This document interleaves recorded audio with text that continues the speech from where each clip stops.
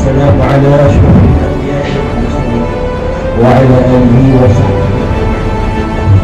اللهم اصلح لنا ديننا الذي هو عصمة، وأصلح لنا دنيا التي فيها معاش، وأصلح لنا آخرتنا التي فيها معادنا، واجعل الحياة زيادة لنا في كل خير، واجعل الموت راحة لنا من كل شر. Segala puji hanya untuk Ya Allah. Selawat dan salam ke atas junjungan besar Nabi Muhammad SAW, juga kepada sekalian keluarga para sahabat. Ya Allah dan Tuhan kami, perbaikanlah agama kami yang bertindak sebagai pelindung urusan kami. Perbaikanlah dunia kami yang menjadi tempat peringatan kami. Perbaikan akhirat kami yang menjadi tempat kembalinya kami. Jadikanlah kehidupan ini sebagai penambah kepada segala kebaikan, dan jadikanlah kematian sebagai perihatan kepada kami daripada segala kejahatan. Ya Allah, Ya Rahman, Ya Rahim, kami berhimpun pada pagi yang penuh keberkatan ini sebenar majlis pelancaran berkat untuk Makmal Hidup Pembelajaran Bersih Malaysia Menjadi Banjir. Kami memohon kepada khusyuk dan tawaduk, dilimpahkan taufik dan hidayah agar majlis ini diberkati oleh Allah. Ya Allah, Ya Zal Jalali Tuhan yang memiliki kemurahan dan rahmat, kami memohon hidayah dari Amin agar menambahkan kami kekuatan untuk meneruskan kesepakatan dan kesatuan yang akan merasakan kelestarian dalam kami sebagai satu umat yang berpaksikan kebersamaan pada agama, bangsa, bahasa, budaya dan sebagainya. Jikakanlah jihad kami untuk berada dalam satu jemaah dan dalam satu saf yang sentiasa mengharapkan kepada-Mu. Allahumma ja'al hadza jam'a marhuma wa tafarruqana min ba'dihi tafarruqan ma'suma. Ya Allah, jadikanlah pertemuan kami ini sebagai pertemuan yang Engkau rahmati, dan perpisahan kami selepas pertemuan ini sebagai perpisahan yang terpelihara daripada sebarang dosa dan kemaksiatan. Rabbana atina fid dunya hasanah wa fil akhirati hasanatan wa qina adzabannar. Wa sallallahu ala sayyidina Muhammad wa ala alihi wa sallam. Walhamdulillahirabbil alamin. Terima kasih kepada Ustaz di atas pimpinan bencana itu tadi.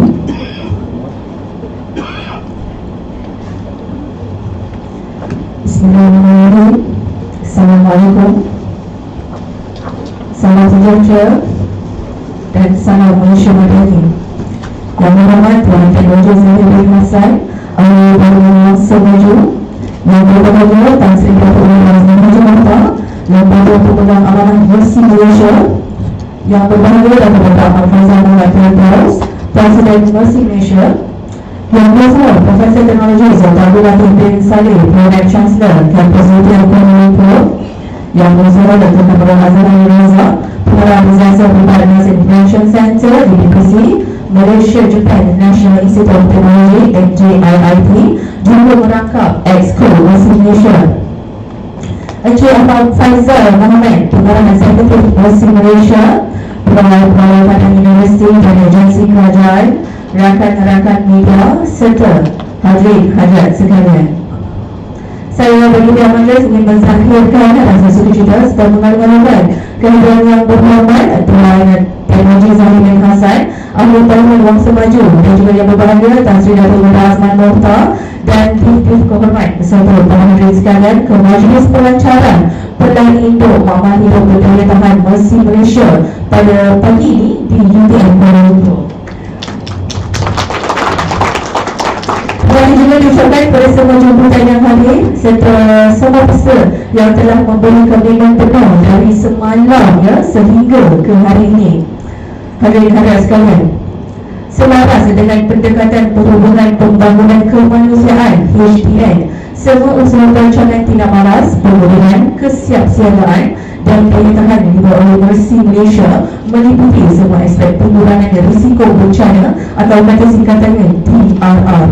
Satu inisiatif strategi melalui program Makmal Hidup Bersih Malaysia, Pembelajaran dari Banjir Hulu Langat, Kajian kes Tindak, Balas dan Kesediaan Bencana telah dijalankan untuk menyatakan dan mengkontekstualisasikan DRR peringkat tinggi dan strategi daya tahan bagi kawasan yang terdedah kepada risiko bencana banjir seperti Hulu Langat.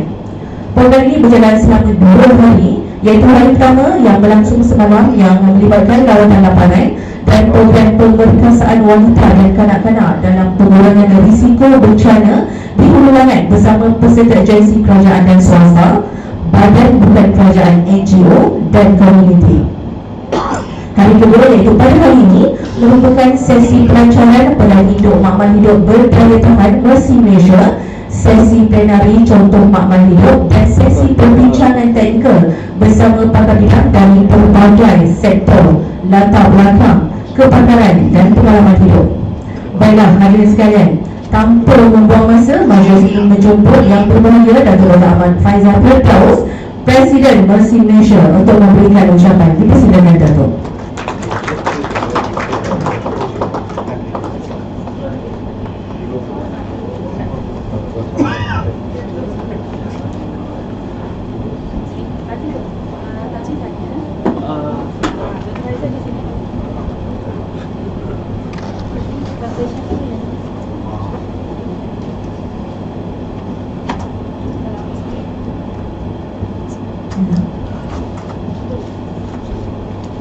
Bismillahirrahmanirrahim.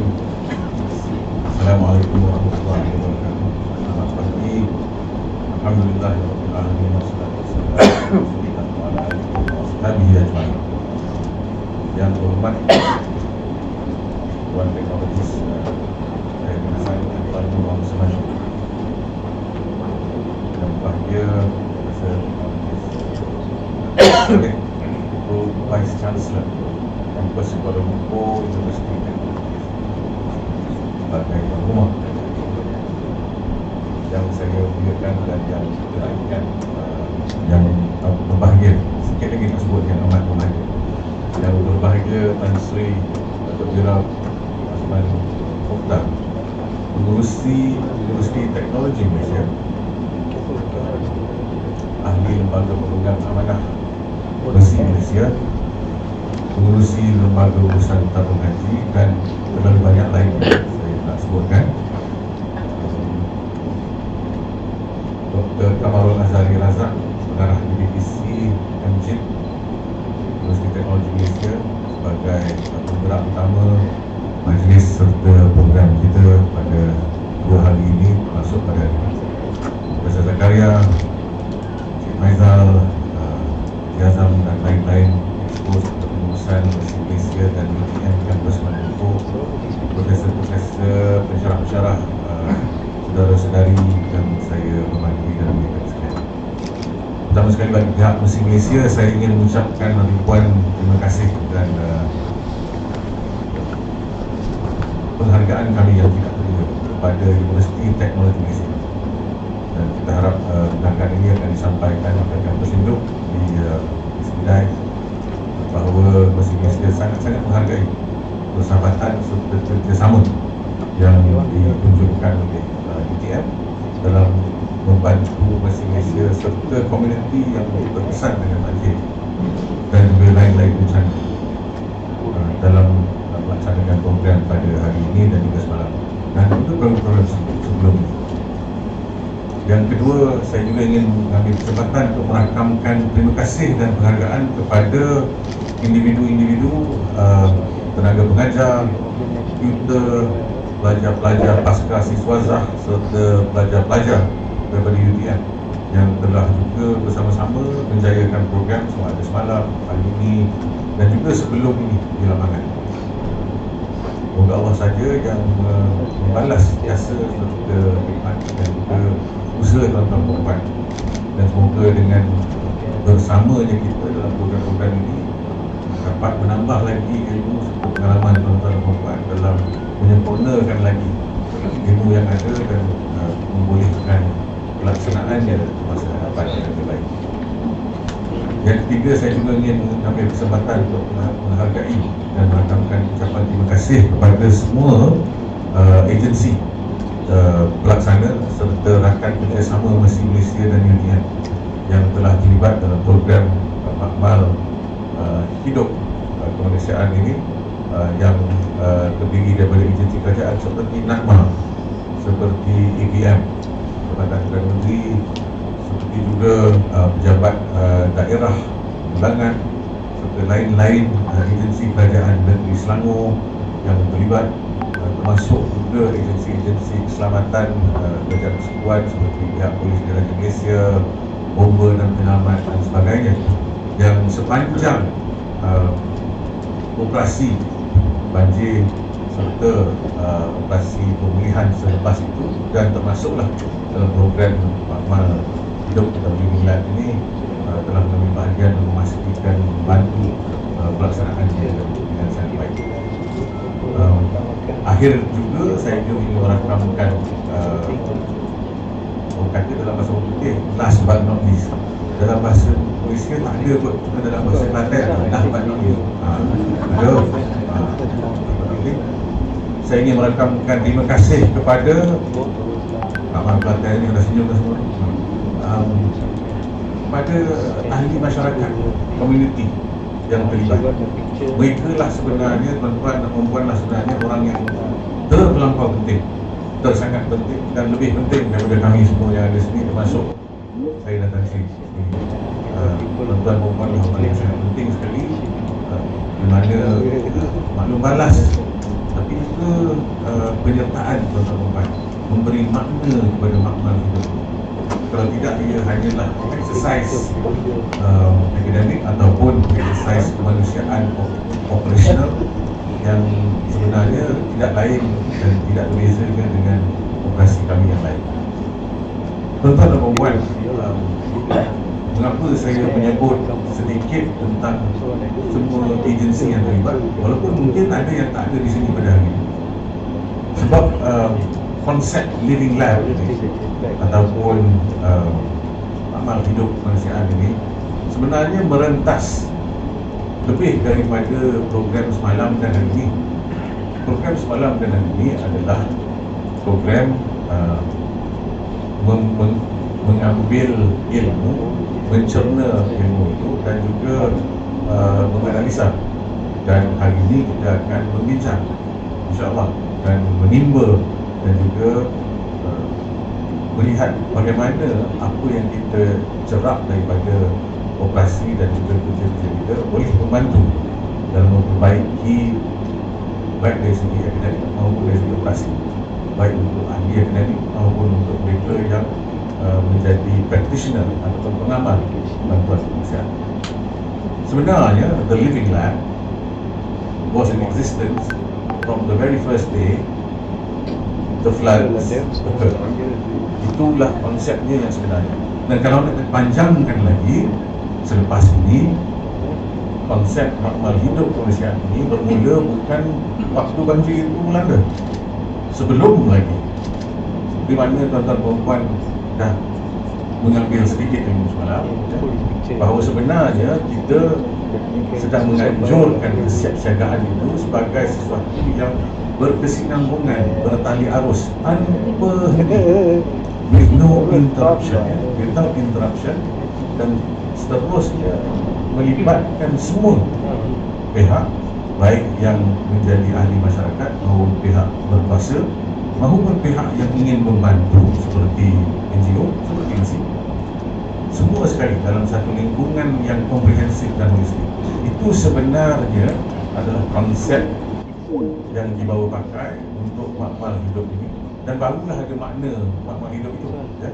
Kalau makmal hidup ini hanya tuan-tuan perempuan ingatkan semalam dan hari ini sahaja, ini tidak lain daripada bengkel tuan-tuan perempuan yang kita memang laksanakan zaman masa kan di universiti terutamanya.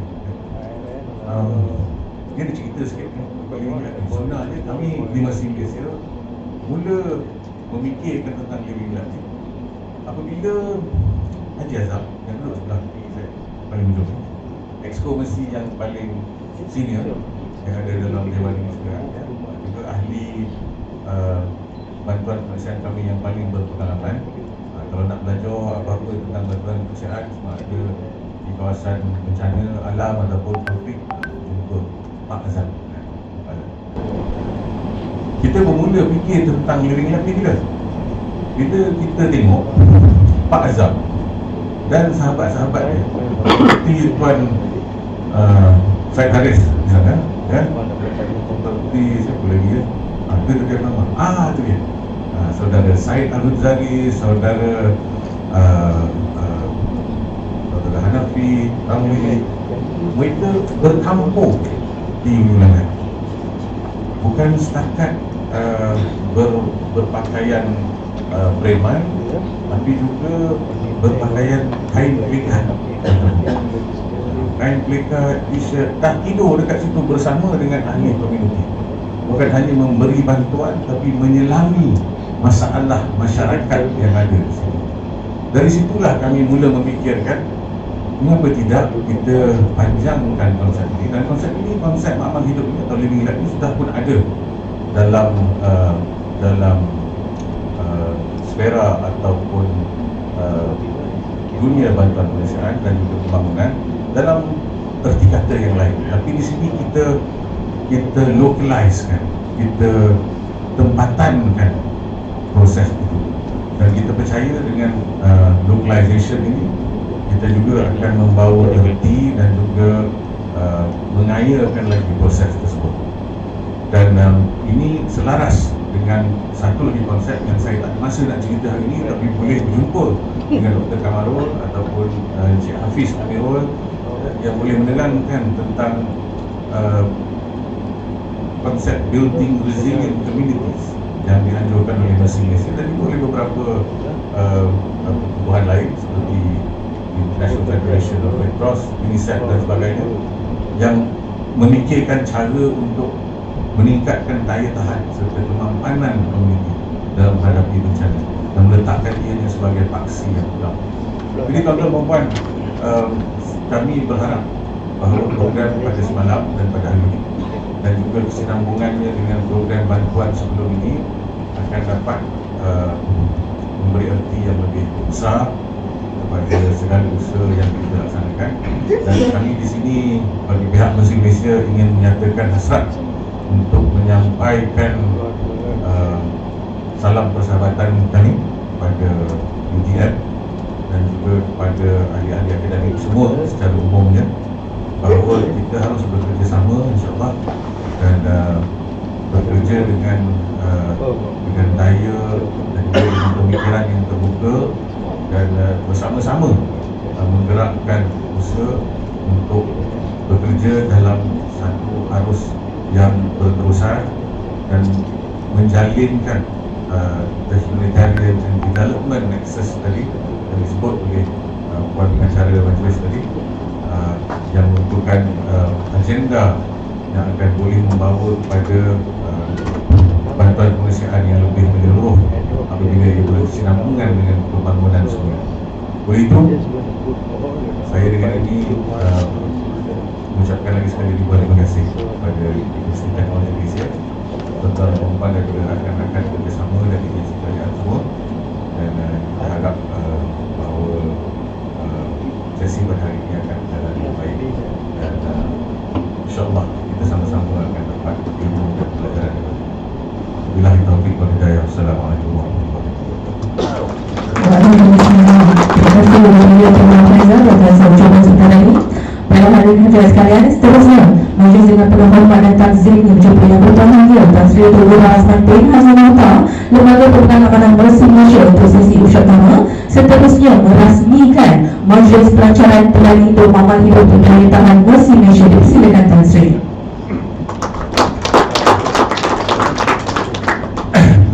Bismillahirrahmanirrahim. Assalamualaikum warahmatullahi wabarakatuh. Dan selamat pagi. Yang berhormat Tuan Teknologis Zahri bin Hassan, Ahli Parlimen Wangsa Maju, juga alumni UTM. Selamat saya. Terima kasih kepada Yang Bahagia Saudara Datuk Dr. Ahmad Faizal Firdaus, Presiden Mersi dan Berusaha Prof. Teknologis Dr. Latif bin Salih Pro Net Chancellor UTM Kampus Perhubung, yang berusaha Dr. Kamarul Azhari Razak, Pengarah Pusat Pencegahan dan Persediaan Bencana MJIIT Malaysia-Japan International Institute of Teknologi yang berusaha Prof.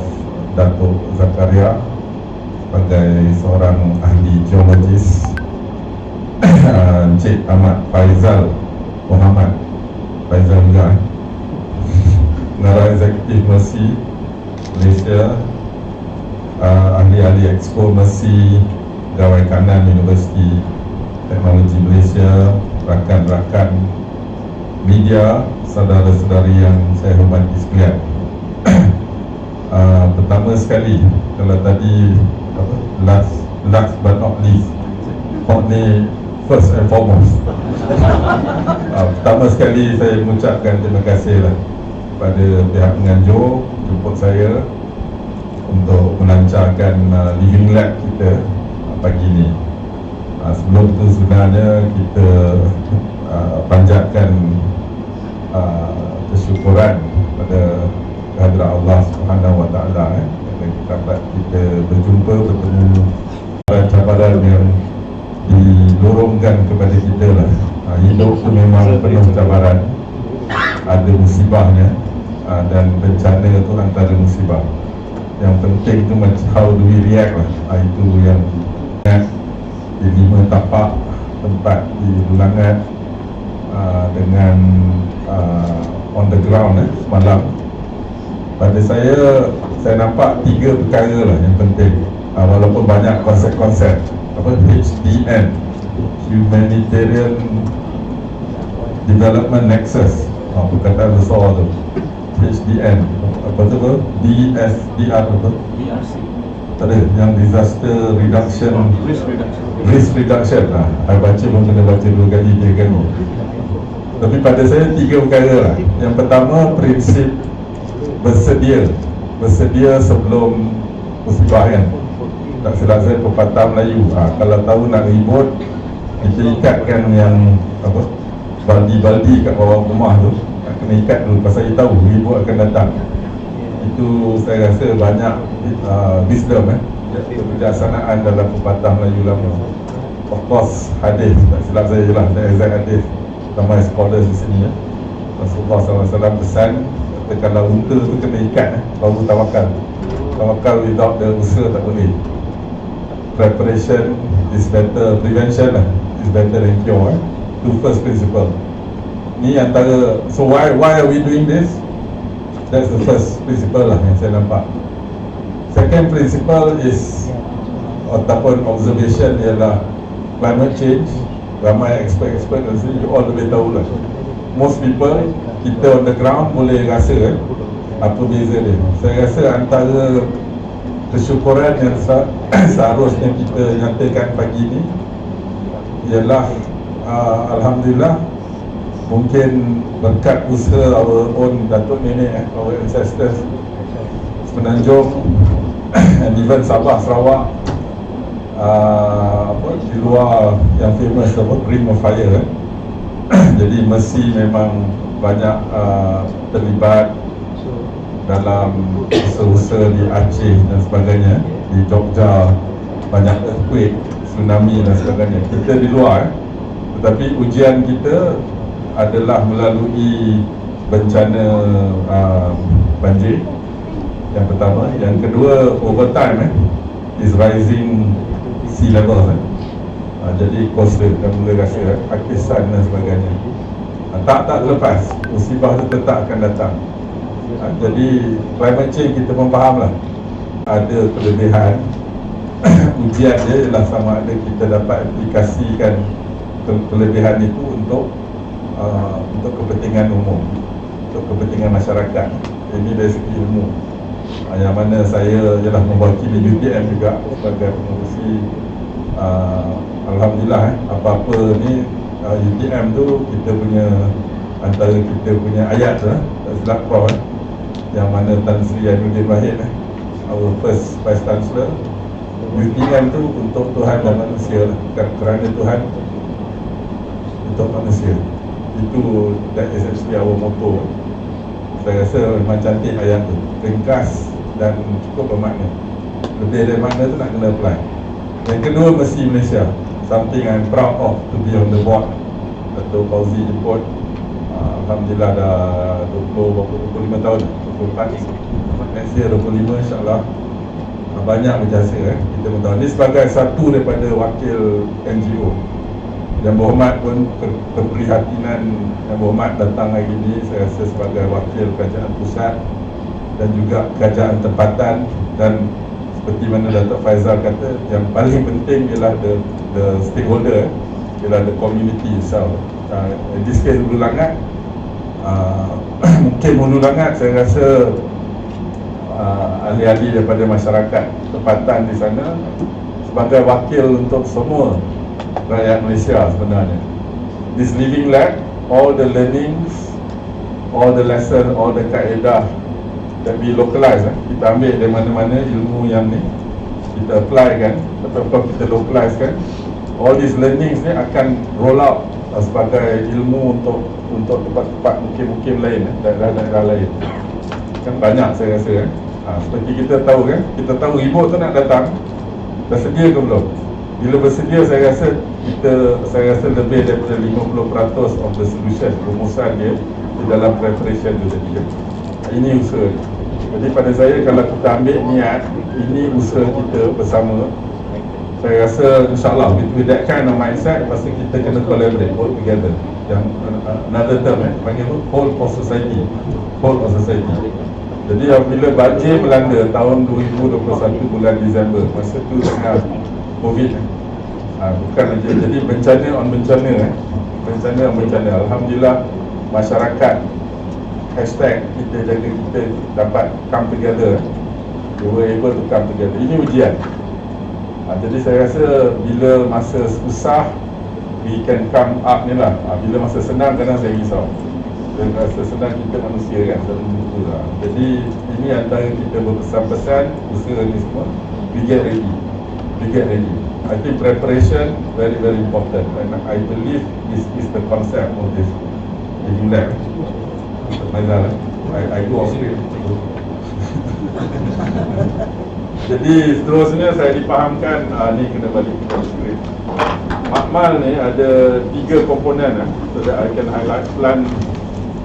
Plan induk, makmal hidup, berdaya tahan, resilience melihat bagi Hulu Langat 3 komponen. Yang pertama, program membina komuniti berdaya tahan, resilient. Yang kedua, mengukuhkan takdir urus makmal hidup, governance lah. Dan ketiga, meningkatkan sokongan program. Dalam bilik ni tak silap saya ada donor komuniti, penyumbang sekalian. Jadi dari pihak Mercy pun saya mengucapkan terima kasih banyak lah InsyaAllah. Dan seterusnya apabila ada makmal hidup ni, another point beyond that is scalability. Jadi disebut scalability, bolehkah kita menggunakan lab? The point of the lab is keluar daripada lab tu nak keluarkan to roll out, to scale. Maksudnya boleh replicate lah ke tempat-tempat lain. Saya dipahamkan di Kelantan, di Pasir Mas dah mula berjalan. Saya dipahamkan mungkin ada rancangan di negeri Johor, kerana tak silap saya tahun lepas banjir di negeri Johor memang agak berat kerana bukan saja dari segi banyaknya air naik, tetapi tempat tu secara menyeluruh. Kalau dulu tu mungkin 1-2 daerah, tapi kali ini semua daerah sebenarnya. Jadi ini fenomena begini dah bukan lagi fenomena lagi, tapi jadi seolah-olah satu kebiasaan. Kita harap tidak, tapi kita kena prepare. Jadi scalability di Johor, saya pun mungkin bertanyakan kepada pihak UPM lah, urusan UPM, kerana Johor memang rumah kita Kesediaan. Jadi mungkin ramai kita punya tenaga pengajar dan tenaga pelajar yang boleh kita bekerjasama dengan institusi seperti Mercy dan juga kerajaan pusat dan kerajaan tempatan, agensi-agensi lain, civil society dan lain-lain atas prinsip collaboration. Saya rasa we must scale this. There will be lessons learned di mana di Johor mungkin lain sedikit daripada Hulu Langat lain sedikit daripada Kelantan. Tapi kalau ikut experience, once you do 3, 4, 5, then you begin to get a body of knowledge that you can apply across. InsyaAllah. Jadi mudah-mudahan kalau kita campurkan ni semua, mudah-mudahan dikira sebagai usaha Lepas kita usaha kena doa lah, doakan banyak. Lepas tu baru boleh tawakal dan teruskan usaha. Jadi saya rasa itu yang penting. Jadi tuan-tuan dan puan-puan yang saya hormati sekalian, dengan itu dan dengan harapan dan doa yang semoga usaha ini diberkati Allah Subhanahu Wa Taala, semoga masyarakat kita dapat bersatu dalam perkara yang baik seperti ini. Semoga negara kita dapat membina masyarakat, bahkan suatu civilization madani yang lebih prihatin, lebih kasih sayang, lebih adil kepada semua.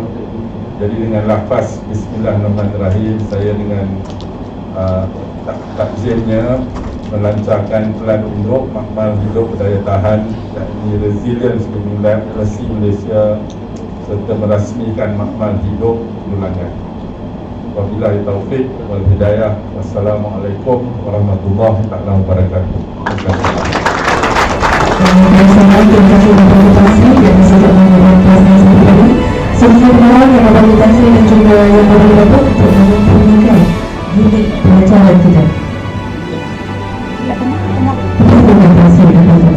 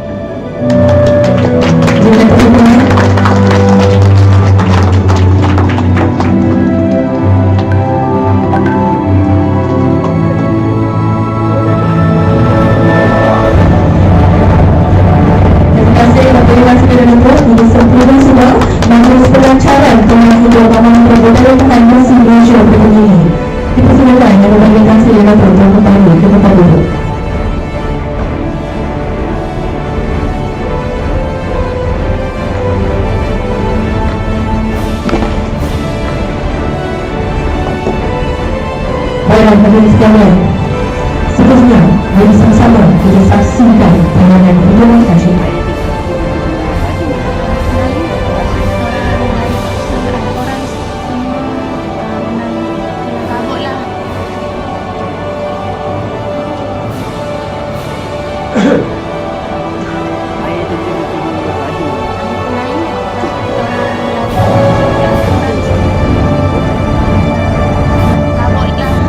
Banjir pun bawah-bawah je kan. Banjir yang berlaku memang macam tsunami lah. Saya dibagi peluang kedua untuk hidup lah. Kalau saya hanya itu memang habis. Hanya lebih kurang dalam 100 meter. Betapa dapat berpaut dah ke pokok.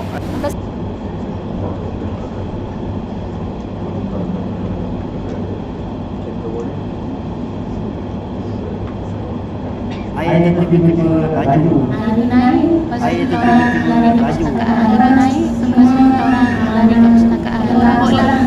Ni banjir pun banjir yang berlaku memang macam tsunami lah. Banjir yang berlaku memang macam tsunami lah. Laju juga 100 meter, pertama dapat berpaut dah ke pokok.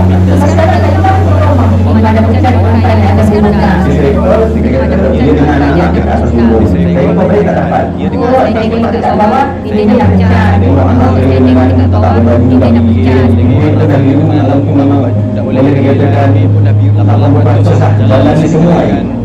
80% sah jalan ni semua air.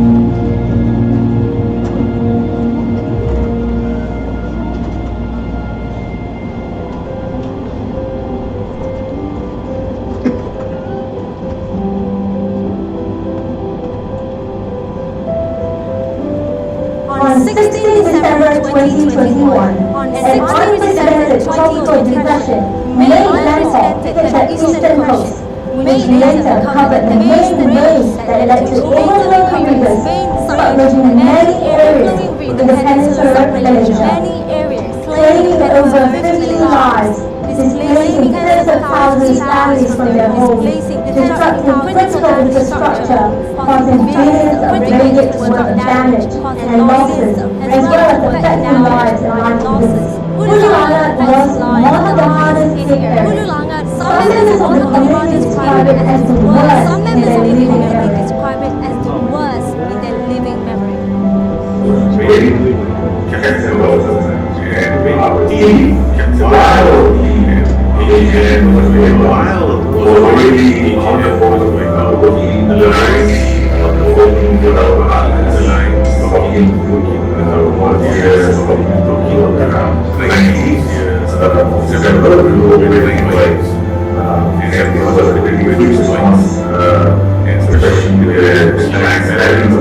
responds to the long divide between interaction and development around the world. And this divide has been fundamental in sustaining community aid to be more impactful. So that is the whole idea of human development exercise. Well, resignation not only responds to disasters when it happens, but we also try to equip and prepare communities to be able to respond immediately to disasters before and when it happens.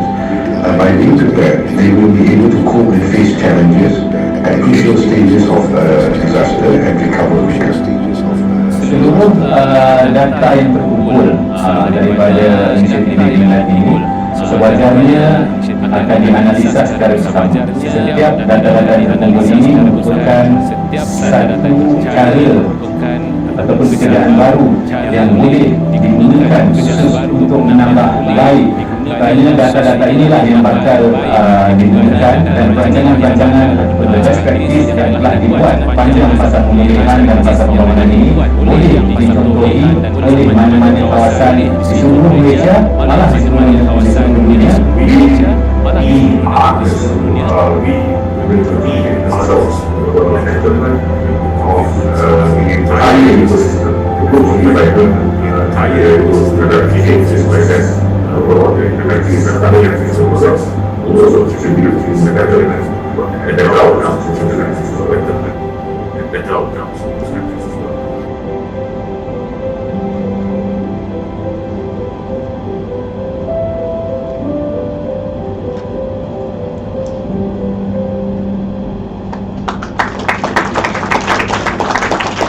Alhamdulillah, hadirin sekalian,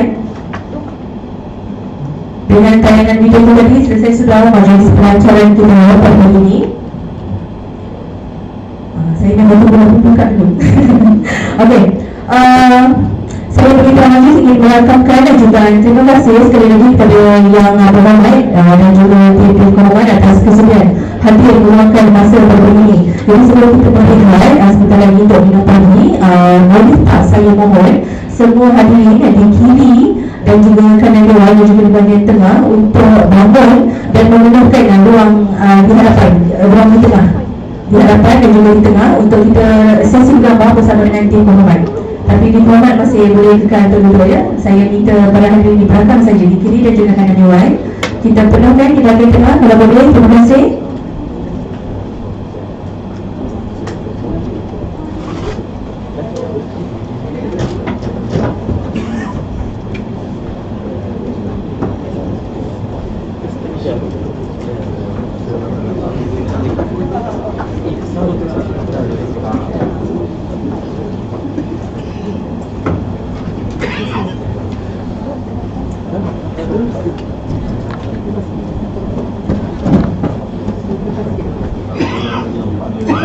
Mungkin dari sisi kita boleh bantu untuk susun presiden juru pertama kita.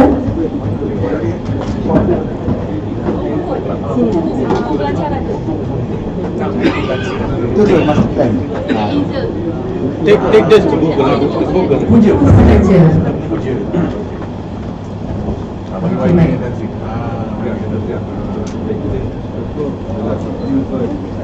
Alright, okay, ready? 1, 2, 3. Okay, one more. 1, 2, 3. Alright, thumbs up. 1, 2, 3. Okay, one more camera.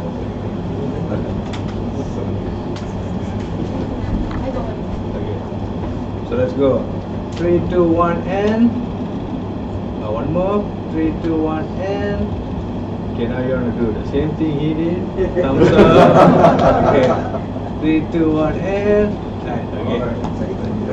Okey, terima kasih semua. Jadi saya ingin persilakan dahulu tim penghormat kita untuk menikmati dengan pagi yang telah disediakan. Jadi mungkin para usher boleh membantu.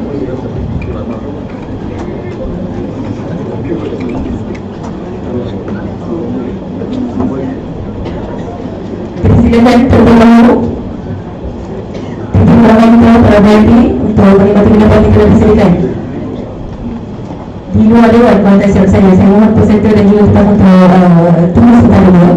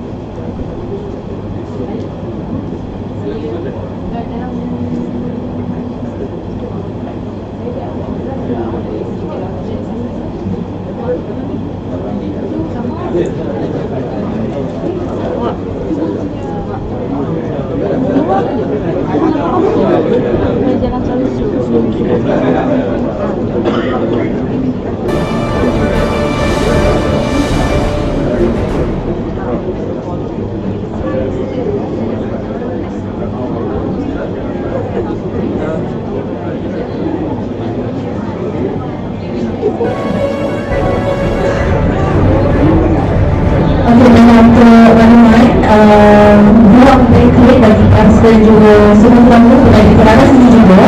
Mungkin masih kita akan tunjukkan sebentar lagi, tapi saya mohon para peserta untuk kembali semula dalam jam 10.30 kalau boleh. Jadi dari masa saya keluar ini saja untuk kembali. Terima kasih kerana kerana sama-sama. Dulu for video. Tak pernah. Nak dia pakai laptop dia ke? No, ya, kan. Awal? Oh, dia awal. Orang ke awal? Dia. Tak pasal lah. Dia pasang sekarang. Main kali. Dulu for video lah. Tak kali tak ke. Main kali je. Itu tak ada orang.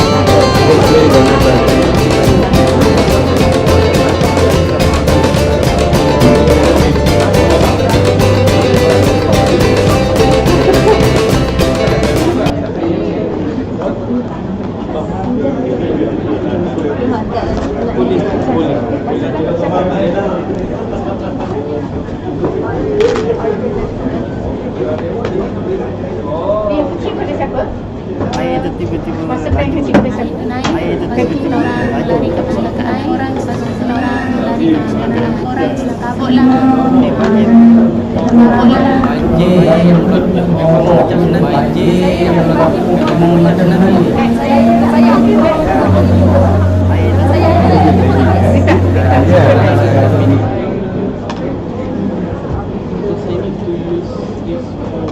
Why is it too big at the time?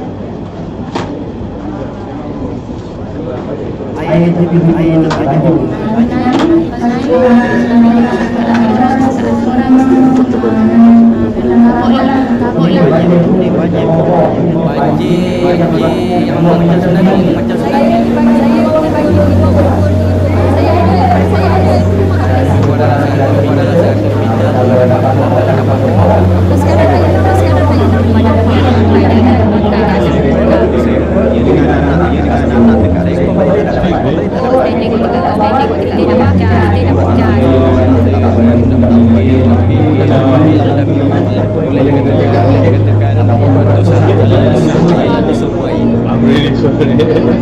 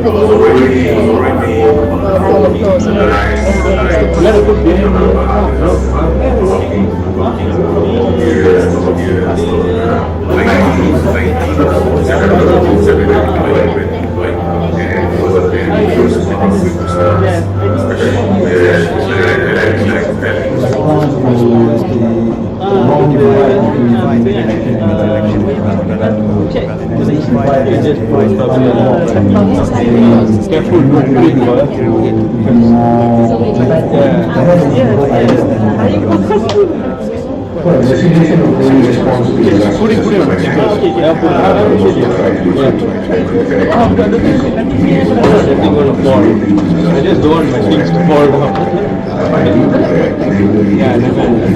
and crucial stages of disaster recovery.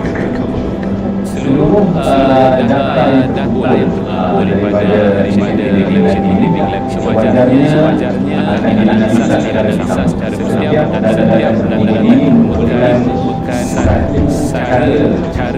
ataupun pekerjaan baru yang bolehkan digunakan untuk menambah baik data yang digunakan dan perancangan best practice yang sekaligus panjang masa pemilihan dan persalihan ini dicontohi mana-mana kawasan Malaysia malah di seluruh dunia sebagainya.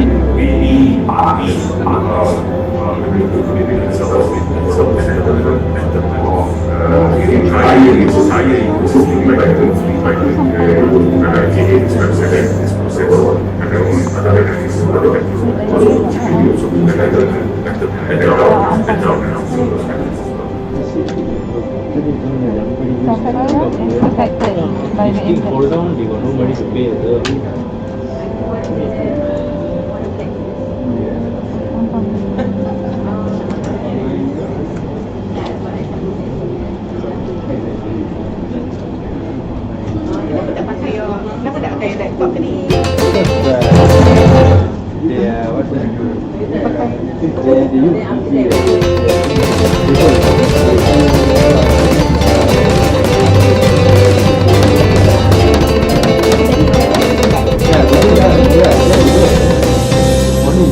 first thing, that's what it is. Check the video. Memang sama, basic.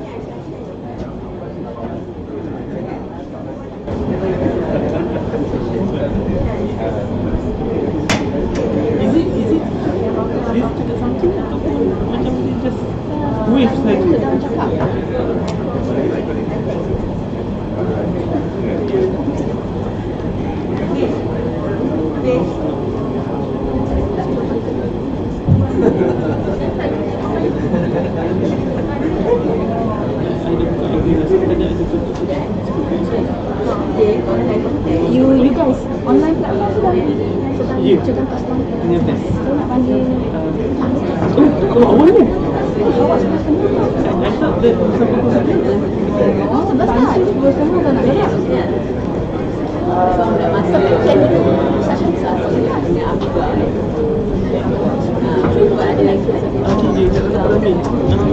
Hi, conference. Hello. Hi, conference. Can you hear us? Yeah. Okay. Okay, we are testing the speaker. Yeah. Okay. Yeah, we can hear you. Okay. Yes, we can see you. Okay. Kak. So ini mana? Dah boleh dah. Connect dah. You open? Maybe I should in half. Okay. Nanti kan jadi macam tadi. Which I will not repeat lah. The video tu.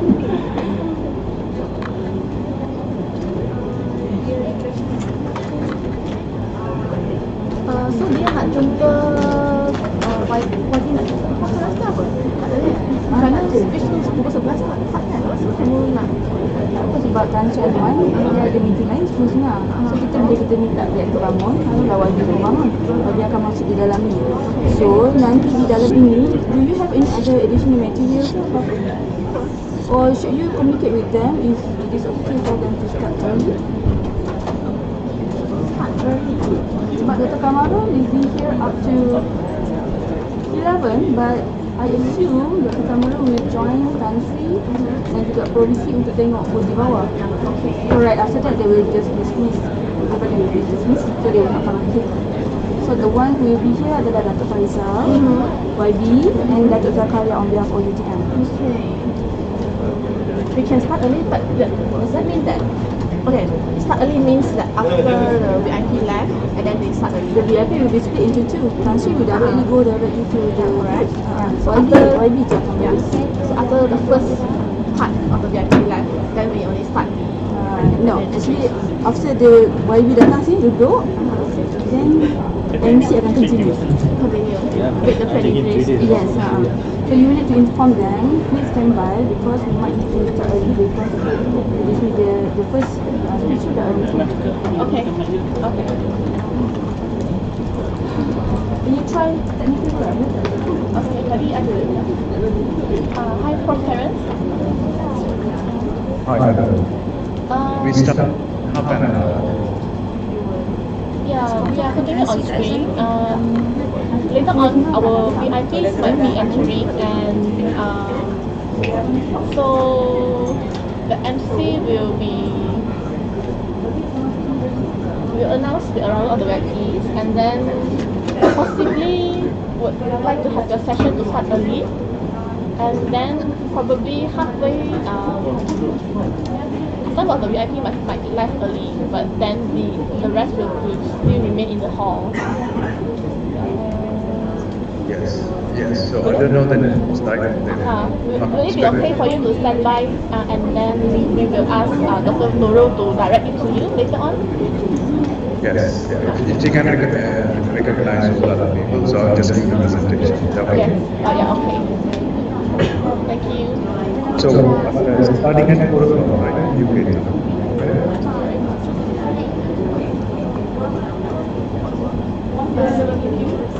Again, conference? Yes. May, if they are ready and will be the passion, you ready to go or want to go again, the video yang dah meeting tu, up to you. Then you give the cue to Aina, Aina will give the answer. Can I see the audience, like the moon I asked them?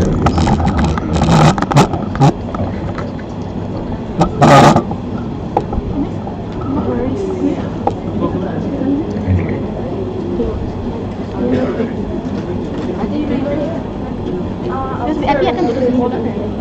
Dia macam tak nampak sangat. Saya tu tak masuk. Bagi dia tinggi sikit.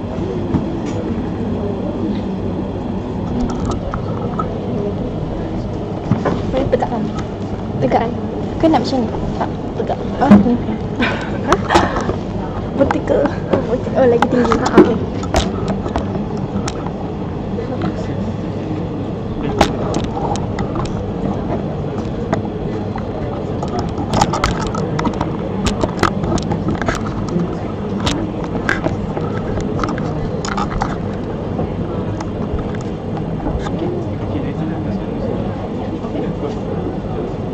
sikit.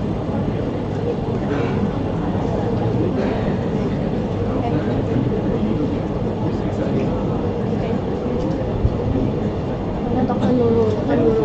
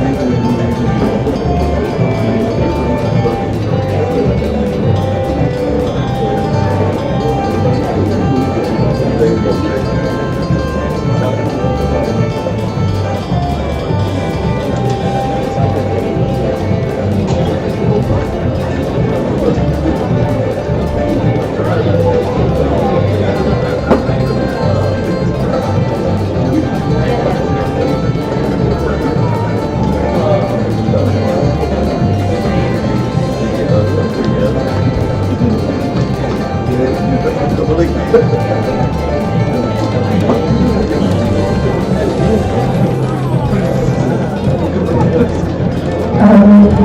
untuk makluman kita ada hot water di luar, boleh ambil sebab tadi ni tak disediakan lagi.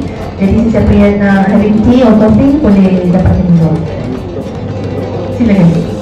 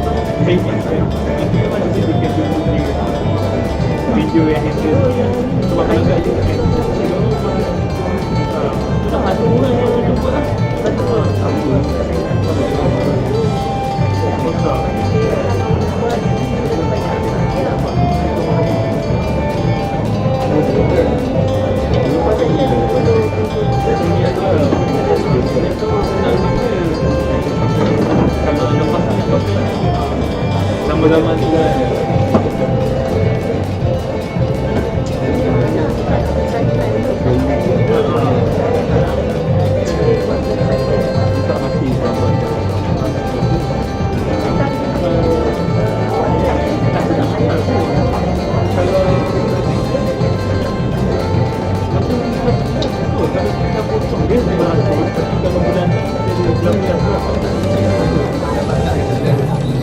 Cuma kita tak buat selalu buat.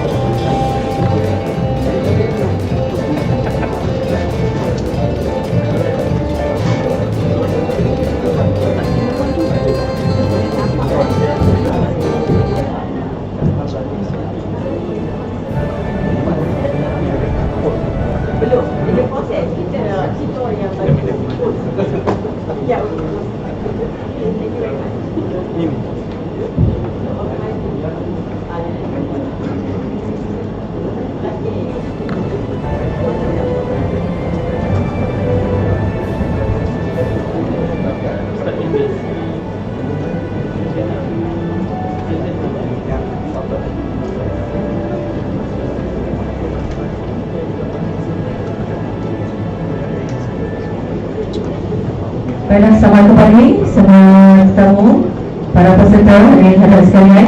Program kita pada hari ini diteruskan lagi dengan sesi plenary yang akan dijalankan secara dalam talian yang bertajuk Penerokaan Teknologi dan Contoh Praktikal Makmal Hidup Living Lab Sri Lanka, UK dan Pakistan. Tanpa mengenai masa, saya serahkan sesi ini kepada Dr. Umar Turul Vantia selaku moderator program. So Dr. Umar, are you ready? Okay, the session is yours. Please.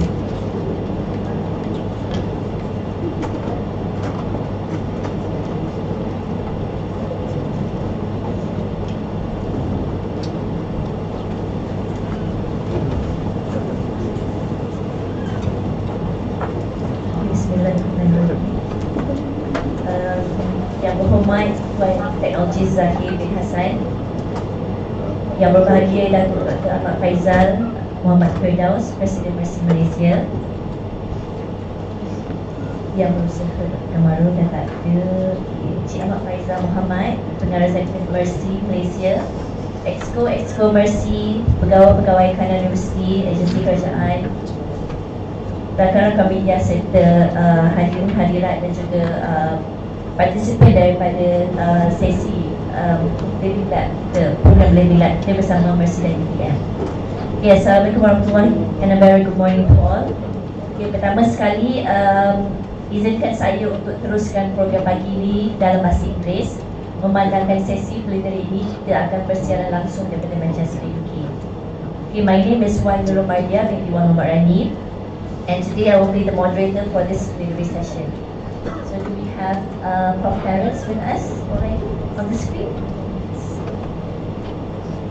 Yes? Prof. Terence is on the screen with us? Hello, good morning. Hello, good morning, Prof. Terence. Good morning, hello. Can you see me or? I can see the audio. Sini. Okay. Alright, so I need to stand here or sit here. Can you see my slides and myself? Yes, we can see. Can you hear me clearly from there? Yeah, I can. Do you want me to start? No, not yet. I haven't introduced you yet. Okay, so with us today, I hope you heard me well when I introduced our VIPs this morning. Hello, Yes. good morning everyone. Alright, okay. So, ladies and gentlemen, first of all, it is a great pleasure for me to invite our speaker today, Prof. Terence. Fernando is going to share with us the topic of his plenary talk this morning is collaboration, challenges, and technology solutions in building disaster resilience with practical examples from Sri Lanka and UK. Okay, basically this is a subject in which we should all be deeply interested because it's by overcoming those challenges that we can best ensure our living lab here in Hulu Langat particularly can achieve greater success with the collaborations with all. As the principal investigator of the Mobilize project, Prof. Terence developed a collaborative multi-agency platform for building resilient communities in Sri Lanka, Malaysia, and also Pakistan.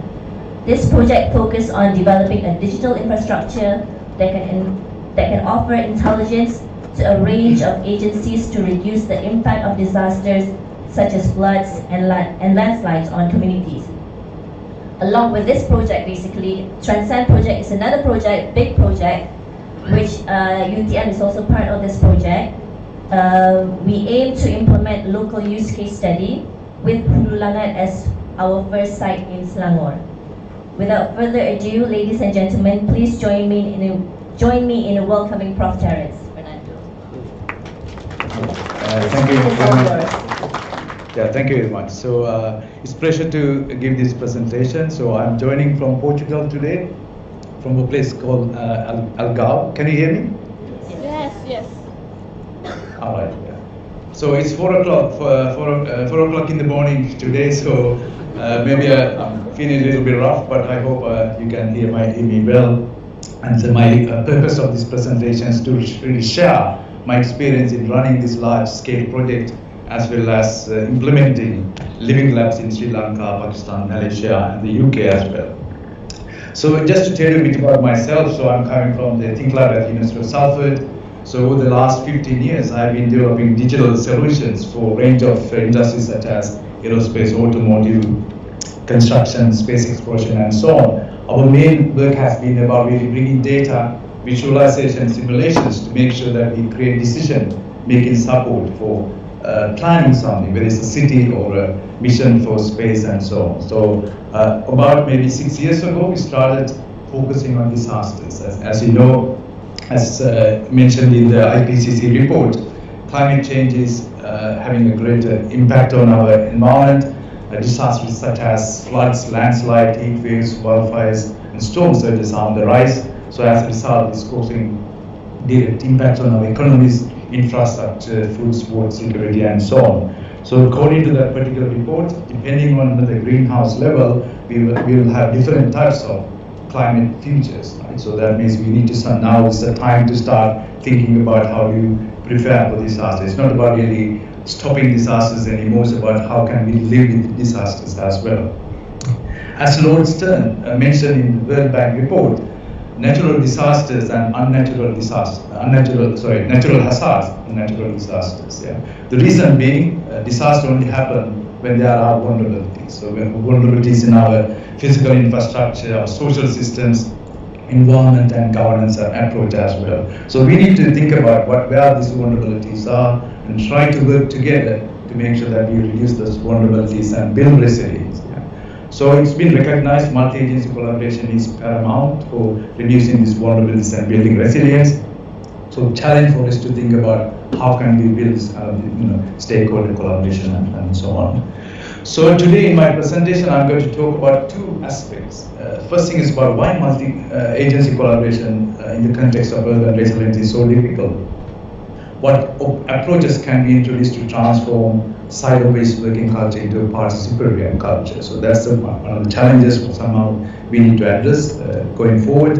At the same time, how can we use technology to introduce evidence-based and collaborative approach to building resilience as well? So those are the 2 points that I would like to make in my presentation. My presentation material based on 2 large projects called Mobilize as well as Transcend. So the Mobilize focused on developing technology solutions to understand the local risk, and the Transcend project focused on looking at how can we enhance urban resilience, urban design, collaborative risk governance, community engagement, climate change adaptation, and so on. And these are being conducted in collaboration with our colleagues in Sri Lanka, Pakistan, and Malaysia as well. So these projects are not just pure academic research. We started implementing those on the ground as well. So we got funding from the World Bank, UK government to implement some of these ideas using living lab concept as well. So as you can see, it's been implemented in Sri Lanka, the UK, Sarawak, southern part of Sri Lanka, and Peshawar, and so on. So in the first part of my talk, I would like to talk about why multi-agency collaboration in the context of building urban resilience is so difficult and what approaches can be introduced to address that. So I think we need to start thinking about urban environments initially. So I think we all know urban environments are very complex. They combine and integrate social, economic, physical and natural infrastructure to create a network of interdependencies between them as well. So we see that our human environments are connected to the built environment and natural environment. So there are any stresses onto the human social environment through population growth, aging population, economic growth and so on, that demands things about the materials consumptions, employment, traffic congestion and so on. So that means we have to start building infrastructure like transport, water, energy, education and so on, that subsequently we put more stresses on the natural environment like deforestation, pollution, climate change. This has a kind of cyclic effect. Yeah? So all these systems are connected to each other. So any changes to one environment could propagate through our human environment, natural environment and so on. So that means we need to think about our environment as complex. They are interconnected. However, unfortunately, this is not the case so far. So that, as you can see, that we know that we consider health department, water institutes and so on, they are considering those as silo-based approaches. We have broken down this complex system into subsystems to make sure that we tackle the requirements for each sector individually. Even within this organization, we see there are so much different types of characteristics. Yeah? So that we can imagine the reason that we cannot really do stakeholder collaboration is sometimes it's about our behaviors, the power structures, beliefs, attitudes and ability, and also the lack of leadership in terms of bringing everybody together to collaborate. At the same time, we have hierarchical structures, organizational structure, which impose certain silo-based working culture into our system as well. At the same time, political influence and also the policies doesn't really demand or support and nurture this kind of collaborative approach. So we need to somehow think about how do we go beyond this kind of silo-based approach to the personal kind of approaches into much more collaborative approach. So over the last several years, we have been looking at how does this system evolve over time. So we looked at kind of a causal loop diagrams. We wrote system dynamics kind of approach to really understand what are the root causes for this kind of way of working in silos and how can we enhance stakeholder collaboration. So our research shows, so this is done in Sri Lanka and other countries, but through interviews and also structured literature survey, we identify there are different types of root causes. These are called driving barriers, which could be due to political interferences or personal attributes and beliefs of leaders, for example. At the same time, third one could be about policies and legislation that exist currently in our environment as well. Those driving barriers propagate through the system, which I talk about in a minute, then it creates conditions. These conditions are weak participation, silo-based and unsupportive working culture, lack of information and knowledge sharing among organizations to take the kind of disaster risk reduction as a much more collective approach, and there's lots of ineffective collaboration processes as well. So let me unravel this kind of aspect into different driving behavior. For example, if you take the policies, there's a lack of policies in terms of promoting collaboration. So if you look at this kind of a dark colored one on the left-hand side, so if there's no policies to promote collaboration, that means there's no strategies or plans for introducing or having a mandate for collaborative processes among stakeholders. That means within the organization, there's no mandate for any organization to collaborate with other organizations as well. So that means when you are implementing or appointing people for jobs, that's in the job description, there's no reason for really having that in your job description to collaborate. So that means there's no accountability in the collaboration process that leads into lack of participation and in terms of lack of stakeholder collaboration in addressing challenges like climate resilience. Similarly, political interference introduce people without any competent in terms of disaster risk reduction and so on, that also propagate through the systems, where that due to lack of understanding about the complexity, climate science and so on, those people cannot really contribute to the and participate in terms of making sure that certain perspectives are considered in disaster reduction, leading to lack of stakeholder collaboration as well. Similarly, information sharing, we'll see there are so many reasons why people are not sharing information. The one of the things is about if there's no accountability in collaboration processes, there's no need for collecting reliable data in a required format for kind of sharing with other organizations as well. So that means there's no data, there's no sharing, and at the same time we see there's a lack of technology for sharing information among other stakeholders, and that also leading to the kind of deficiency in information sharing as well. The fourth one that we looked at is about personal attributes. So that means if you are competing against a different organization at the same time that there's no respect for certain disciplines, that means that also leading to kind of lack of participation, lack of stakeholder collaboration as well. I think these things needs to be addressed somehow in terms of bringing collaboration into disaster risk reduction. But when you look at the literature, we see because of this kind of the way that we have our policies and also the interference and also our attitudes, there are three different types of working patterns that we observe in the government sector. Yes? First thing is about competitive boundary work. What that means is some of the organizations, they are raising boundaries around themselves to protect their territory, exclude others. So that means they're defending and not really collaborating with other people. So the consequences is they spend more time and building their own power structures as well as less collaboration aspect. So that leading to sort of more silo-based approach as well.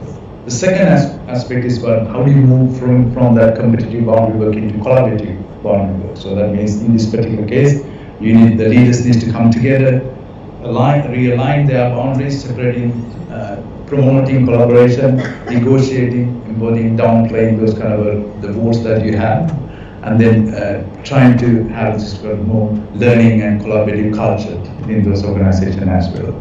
The third most influential one is called configurational boundary work, where so the whole idea is about breaking down those boundaries that we built within different organizations to have a common understanding towards a particular common vision and so on. That configurational boundary work usually happens through networks. So that means you can introduce a network where all this organization could come together with a common purpose to address issues such as disaster risk reduction, building resilience, understanding vulnerabilities, and so on. So this is where we see that we need to think about, in order to move from silo-based approach to participatory approach, we need to think differently. Yeah? So as Einstein said, the meaning of insanity is doing the same thing over and over again and expecting different results. So we need to think about how can we move from the current position.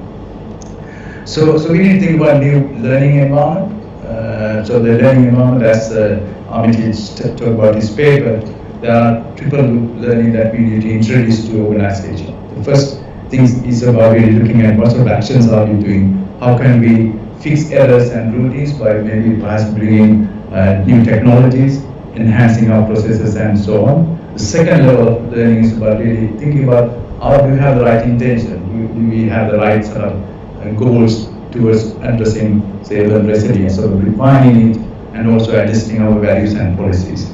The third triple loop learning is about governance, so looking at, okay, is our governance structures are correct? Do we need to change our policies altogether? So that means we need to have much more large scale changes to our way of working among organizations as well. So given that kind of current situation, this is where we think the living labs are very important. So the living lab is, you can imagine the third one I talked about, which is the configuration boundary working. So that means you are breaking the boundaries, you are creating an open innovation space, bringing those organizations together, communities, public and private organizations, scientific partners, to understand what the local challenges are, co-create solutions, test it, experiment it, evaluate their outcomes, and then refine and then continuously improve your intervention through technologies and different way of working as well. So the living lab approach is very much about this configuration boundary work that I talked about before. So we have been introducing this kind of boundary work for different countries. One of the successful one that I see is in Kalutara, which is in Sri Lanka, that brought district secretaries, divisional secretaries, organizations like National Building Research Organization who are focusing on landslide, irrigation department who are focusing on floods and so on, working together to understand the local challenges, at the same time then introducing these new technologies to address some of the challenges. So that the good thing about is when you start introducing this kind of innovation journey at the beginning, to start the engine is difficult, but over time you build the momentum somehow. So for example, now this particular living lab has been recognized by the World Bank as the new model, new urban laboratory, and then now they are planning to scale up that kind of a living lab concept across Sri Lanka as well. So that's going to be large projects implementing the technologies that develop within one living lab across Sri Lanka. Yeah. So this is, at the same time, it allows us to then show the new way of working to other national organizations to make sure that they also absorb this new kind of way of working. So that's how we can address some of these current challenges. Yeah. Similarly, in Manchester, we have, we didn't build a living lab in Manchester, but in the UK, we have something called Local Residence Forum. There are 38 local residence forums that introduced by the UK government. They bring multi-agency partnerships made of local public services, including emergency services, local authorities, NHS, environmental agency, and so on. So this is a legislative organization. Yeah. So in that context, we started working with the Greater Manchester Residence Forum to introduce new technologies and develop 3 demonstrators. One is called Recite, which focused on developing a platform for sharing information and to understand local risk. Tide focused on enhancing the disaster training and exercising. Rice is about community engagement, which I'm going to talk about now. So having done this kind of establishing the living lab to enhance participation and collaboration among agencies, we start to introduce different types of technology. So I'm going to talk about these technologies to you and how it went within this context. So the first thing is about use of technology as a catalyst for strengthening the stakeholder collaboration. We took the disaster cycle and introduced different technologies like mobilized platforms, which allows you to understand the vulnerabilities, build resilience so that you can introduce adaptation and preparedness within the beginning of the disaster cycle. And also we looked at environments such as community-based early warning systems, impact-based multi-hazard early warning systems, and so on, which I'll talk about in my presentation as well. So let's take the challenges that we took through this living lab. So the challenge one is what we understood in that context. There's a lack of shared data platform for supporting a collaborative approach to disaster resilience. So the current position in many areas there are lots of disconnected data sets. There's no unified platform for sharing information among stakeholders.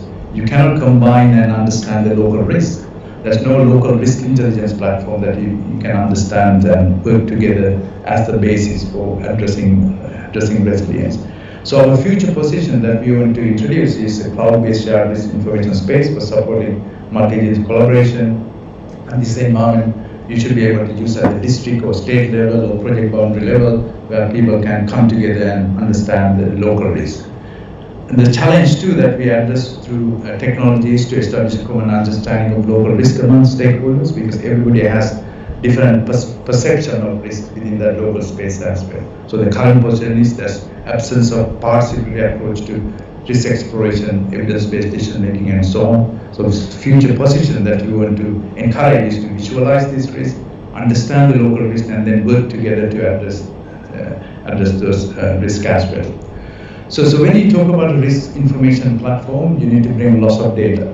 Right? So that this data has different types of data that you need to bring in, building types like residential, heritage, educational, shopping centers, because, for example, if you take hospice, this is where lots of vulnerable people are there as well, so you need to understand what sort of vulnerability exists in this kind of behind that buildings, for example. Mobility needs, so during evacuation, need to understand sort of how many elderly people we have, how many people with disability, who's going to need some support in terms of evacuation. Critical infrastructure, we need to understand where do they exist, how they connected to each other. If the power station goes down, what's the impact on the community and also the other infrastructure as well.